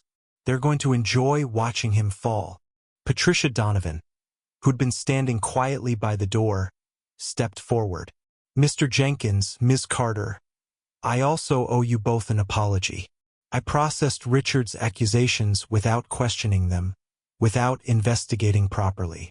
I failed you and I failed this company. If you're willing to give me the chance, I'd like to work with you both to make sure that never happens again." "We all made mistakes," Emily said. "What matters is we fix them now." The rest of the day was a blur. Meetings with legal, statements to HR, calls to James Whitmore, who sounded simultaneously terrified and liberated. By evening, the news had leaked to the media. The same reporters who'd called Harold a criminal were now running stories about the brave janitor who'd exposed corporate corruption. Harold found it all surreal, exhausting, and vaguely embarrassing. He didn't feel brave. He'd just done what needed doing. At 6 p.m., Emily drove Harold to Silverbrook Gardens. They'd both agreed Ellen needed to hear the news from Harold, even if she didn't fully understand it. They found her in the rose garden, though most of the roses had finished blooming for the season. She was sitting on a bench, wrapped in a cardigan, humming tunelessly. When Harold sat beside her, she looked up with vague recognition. "Hello," she said pleasantly. Sweetheart. "It's Harold, your husband." Ellen studied his face, and for a moment he thought this would be another day of being a stranger. Then her expression cleared, just slightly, and she smiled. "Harold, you look tired." "I am tired, but it's a good tired. Everything's going to be okay now, Ellen. I've got a good job, and you're in this beautiful place, and we're going to be all right." Ellen patted his hand. "That's nice, dear." She went back to humming. Emily touched Harold's shoulder. "I'll give you two some time. I'll be inside when you're ready." Harold sat with Ellen as twilight deepened, the air turning cool. He told her about Richard, about the investigation, about James and Sarah and Jonathan. She didn't respond, just hummed and occasionally looked at the fading roses. But she held his hand, and that was enough. When he finally stood to leave, Ellen looked up at him. "Will you come back?" she asked, and there was something clear in her eyes, something that remembered. "Every day," Harold promised. "Every single day." He kissed her forehead and walked back toward the building where Emily waited. Behind him, Ellen returned to her humming, a tune Harold recognized after a moment. What a wonderful world, slightly off-key but achingly familiar. Inside, Emily was talking with Rebecca Morris. When Harold approached, Rebecca smiled warmly. "Mr. Jenkins, I'm so glad everything worked out. Ellen's doing beautifully here. She started joining our music therapy sessions. The therapist says she lights up during the singing." "Thank you," Harold said, "for everything, for making her feel safe. That's what we're here for." Rebecca glanced at Emily. "I should mention, we've had several families reach out asking about our program since the news broke. Apparently there's a waiting list now for Silverbrook Gardens. People want their loved ones to receive the same care Ellen's receiving." Emily smiled. "Good things ripple outward. One act of kindness creates more kindness." "Speaking of which," Rebecca said, "Dr. Brennan asked me to tell you that Ellen's been approved for the clinical trial, the new Alzheimer's medication. It starts next week. No guarantees, but the early results have been promising." Harold felt tears prick his eyes. More hope, more possibility, more futures opening where before there'd been only closing doors. They left Silverbrook as night settled fully over the city. Emily drove Harold back to his apartment, but when they arrived, she didn't immediately say goodbye. "Harold," she said, staring out the windshield, "I've been thinking about Ridgewood Elementary, about what you did for me, about what just happened. And I realized something. We get so focused on big gestures, grand moments, dramatic confrontations. But real change happens in the small things. In the lunches left in cubbies. In the janitor who notices a door jamming before someone gets hurt. In the people who show up every day and do the right thing even when no one's watching. That's all any of us can do," Harold said. No. "Most people don't even do that. Most people look away, stay comfortable, tell themselves it's not their problem." Emily turned to face him. "You taught me to see people, Harold. To notice when something's wrong and to care enough to do something about it. That's not common. That's extraordinary. And I just wanted you to know, whatever happens from here, whatever either of us does with our lives, I'm going to keep trying to live up to what you taught me." Harold's throat went tight. "You already have. That little girl in braids. She grew up to be exactly who she was meant to be." Emily hugged him then, fierce and quick, then pulled back looking embarrassed. "Okay, enough sentimentality. You need rest. Big day tomorrow. VP of Culture has actual responsibilities, you know. Chief Culture Officer, Harold corrected with a small smile. Right? Even more important. She watched him get out of the car. Harold? Thank you. For everything. For then. For now. For showing up when it mattered. Thank you for running after me, Harold said. For seeing me when everyone else looked away. He watched her drive off, then climbed the stairs to his apartment. Inside, his phone showed 17 missed calls and 43 text messages. Reporters, colleagues, people he hadn't spoken to in years suddenly wanting to congratulate him or hear his story. He ignored them all and called his daughter Sarah in Seattle instead. She answered immediately, her voice thick with tears. Dad, I saw the news. Are you okay? Mom said something about you getting a promotion and some kind of scandal and... I'm fine, sweetheart. Better than fine. Everything's going to be all right. They talked for an hour. Sarah had visited Ellen twice since the Silverbrook placement but hadn't been able to come more often.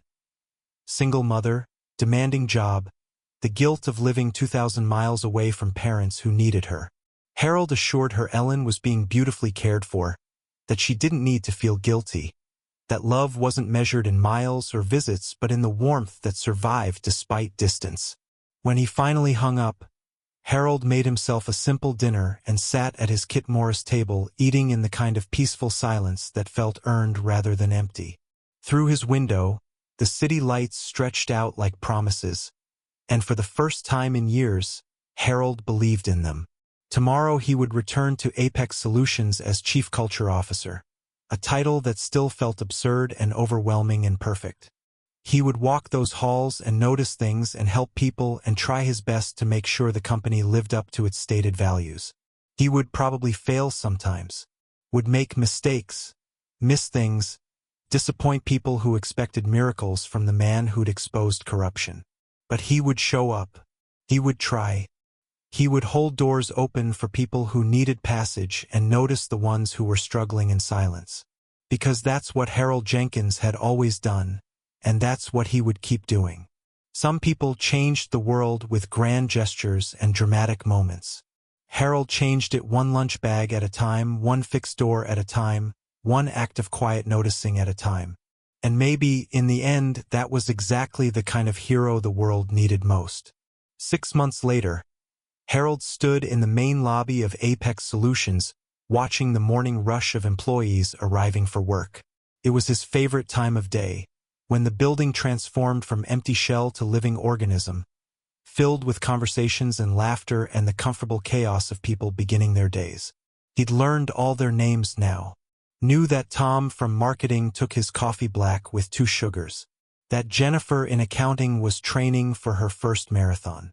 That the new intern, David, was terrified of making mistakes but brilliant when given encouragement. Small details, small connections, but they added up to something larger. A community that felt intentional rather than accidental. "Morning, Harold," called Maria from the mail room, waving as she passed with her cart. "Did you see the flowers on 14? Someone finally listened about getting plants in the break rooms." Harold smiled. "Saw them yesterday. Looking good." His office, and he still couldn't quite believe he had an office, was on the 15th floor with windows overlooking the city. The nameplate on the door read Harold Jenkins, Chief Culture Officer, in the same chrome letters that marked every executive space. Inside, the walls were covered with photos. Ellen in her rose garden, a faded picture of third-grade Emily in her purple backpack, a recent shot of the entire facilities team, James Whitmore shaking Jonathan's hand. Harold had just settled at his desk when Emily knocked on his open door. She looked radiant. Pregnancy suited her, the gentle curve of her belly visible now at 5 months. She'd married her longtime partner Rachel 3 months ago in a ceremony Harold had attended, sitting in the front row and crying unashamedly through the vows. "Morning," Emily said, easing herself into a chair. "I have news. Good news, finally. I could use some good news. Richard Sutherland's trial wrapped up yesterday. Federal court sentenced him to 8 years for fraud and embezzlement. He'll serve at least 5 before parole eligibility. Harold nodded slowly. He felt no satisfaction in Richard's downfall, only a quiet sense of justice being served. What about the others? The people who helped him? Most of them cooperated in exchange for lighter sentences or immunity. Turns out Richard had been pressuring 6 different employees over the years. James wasn't the only one carrying guilt. Emily leaned back. But here's the really good news. The restitution money from Richard's assets and the recovered embezzled funds? Jonathan's putting it all into an employee assistance fund. Mental health support, financial counseling, emergency hardship grants. Everything we wished existed when people needed it. That's perfect, Harold said. That's exactly right. And speaking of James, he asked me to give you this. Emily handed Harold an envelope. Inside was a card with a simple message. Thank you for showing me that standing up is better than staying silent. My kids will grow up knowing their dad did the right thing, even when it was hard. James. Harold set the card carefully on his desk among the others he'd received.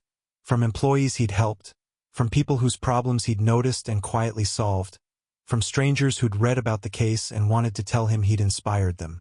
How's Ellen? Emily asked gently. Harold's expression softened. Good days and bad days. The clinical trial medication seems to be helping. Her memory isn't improving, but it's not getting worse as fast.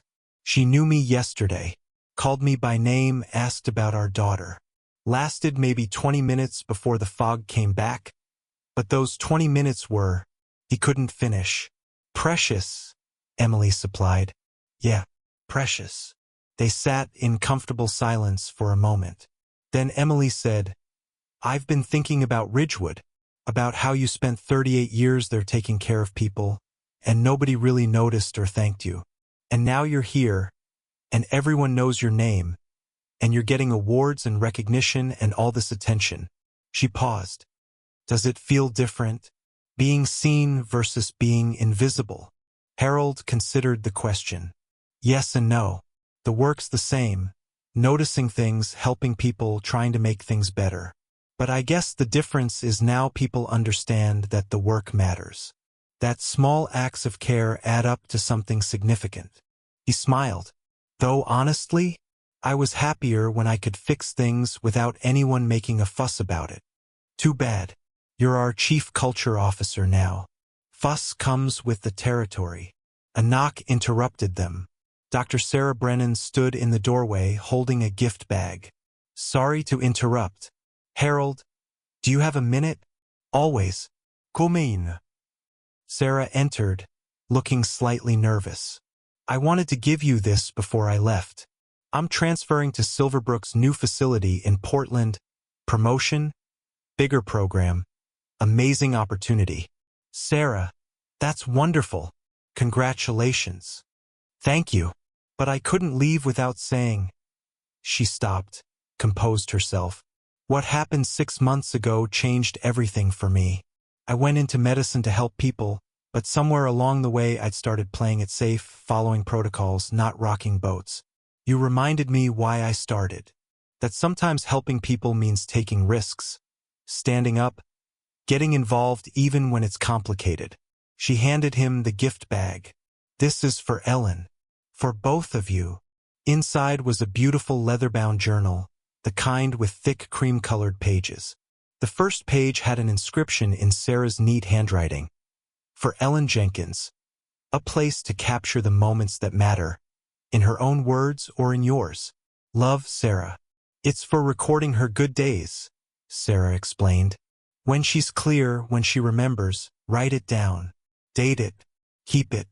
So even on the days when she's lost, you have proof that she was found. That she's still in there. Fighting. Harold's eyes filled. Sarah, I don't know what to say. Say you'll keep fighting too. Keep noticing people. Keep showing up. The world needs more Harold Jenkinses. She hugged him quickly. Then Emily. Take care of each other. And tell James the first said goodbye. He's a good man who made mistakes and then did the hard work of fixing them. That's rare. After Sarah left, Harold opened the journal again, ran his fingers over the empty pages waiting to be filled. Tonight he would bring it to Silverbrook, would write about yesterday when Ellen had remembered his name, about the roses she'd touched so gently, about the way she'd smiled when the music therapist played their wedding song. He would collect those moments like treasures, store them against the darkness of forgetting, hold them up as proof that love persisted even when memory didn't. "I should get back to work," Emily said, standing carefully. "We're interviewing candidates for the new ethics compliance positions this afternoon. Jonathan wants our department fully staffed before the baby comes. How are you feeling?" "Really?" Emily smiled. "Tired, excited, terrified, all of it at once. But Rachel's amazing, and we have good insurance now, and we're ready." She paused at the door. "Harold? I never asked. Do you ever regret it? Coming to that interview? Everything that happened after?" Harold thought about that day 6 months ago when he'd walked away from this building, coat forgotten, future collapsing. He thought about Emily running after him, about brown paper bags in cubbies 25 years earlier, about all the small choices that had led to this moment. "No regrets," he said firmly. "Not one." That evening, Harold visited Ellen as he did every evening.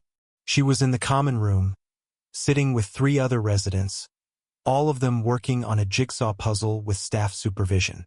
When Ellen saw Harold, she didn't know his name, but she smiled warm and welcoming, the smile that had made him fall in love with her 46 years ago. "Hello," she said. "Are you here to help with the puzzle?" "I'd love to," Harold said, settling beside her. They worked in comfortable silence, Ellen occasionally humming that off-key version of "What a Wonderful World." When she placed a piece correctly, she lit up with childlike joy. Harold captured it all in his memory, knowing he'd write it in the journal later. November 15th, 6:30 p.m. Ellen smiled and hummed and found the corner pieces. After the puzzle, they walked in the rose garden even though November had stripped most of the blooms. Ellen touched the bare branches gently, reverently, like they held secrets she'd forgotten but still felt.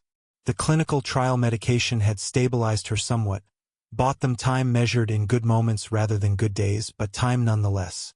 "It's cold," Ellen said, pulling her cardigan tighter. "We can go inside," Harold offered. "Not yet. I like the quiet. It feels." She searched for words. "Important. Like something I should remember."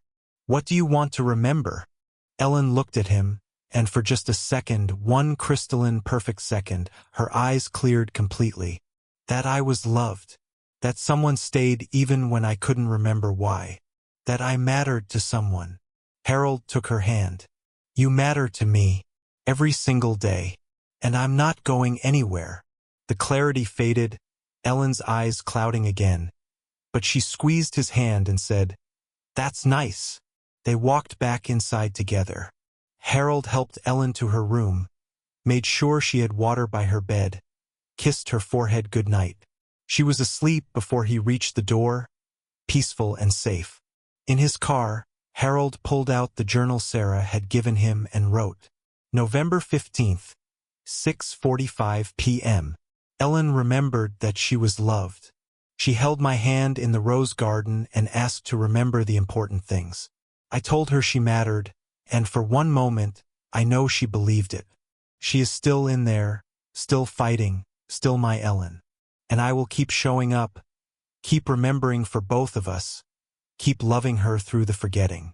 Some days are harder than others, but even the hard days have moments worth keeping."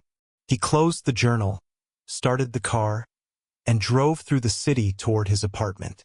Tomorrow would bring new challenges. Employees who needed help, problems that required noticing, small opportunities to make things better. He would wake early, visit Ellen before work, walk through Apex Solutions noticing the things other people missed, hold doors both literal and metaphorical. It wasn't a grand life, wasn't the kind of story that made headlines or inspired movies, but it was his life, and it was filled with purpose and connection and the quiet satisfaction of knowing he'd made a difference. Harold Jenkins had spent decades being invisible, the janitor nobody noticed while he noticed everything. Now he was seen, celebrated even, but the work remained unchanged, showing up, paying attention, caring about the details that revealed the deeper truths. And in the end, that was enough. More than enough. It was everything. Please tell me in the comments, what moment from this story touched your heart the most? Was it Harold leaving lunches in cubbies? Emily running after him? The rose garden with Ellen? I want to know what resonated with you, what you'll carry with you after you close this page. If the story moved you, please share it with someone who needs to hear it. And if you haven't already, please join the Ducal Tales family by subscribing. Hit that subscribe button, turn on notifications, and be part of a community that believes in stories that matter, that heal, that remind us of our shared humanity.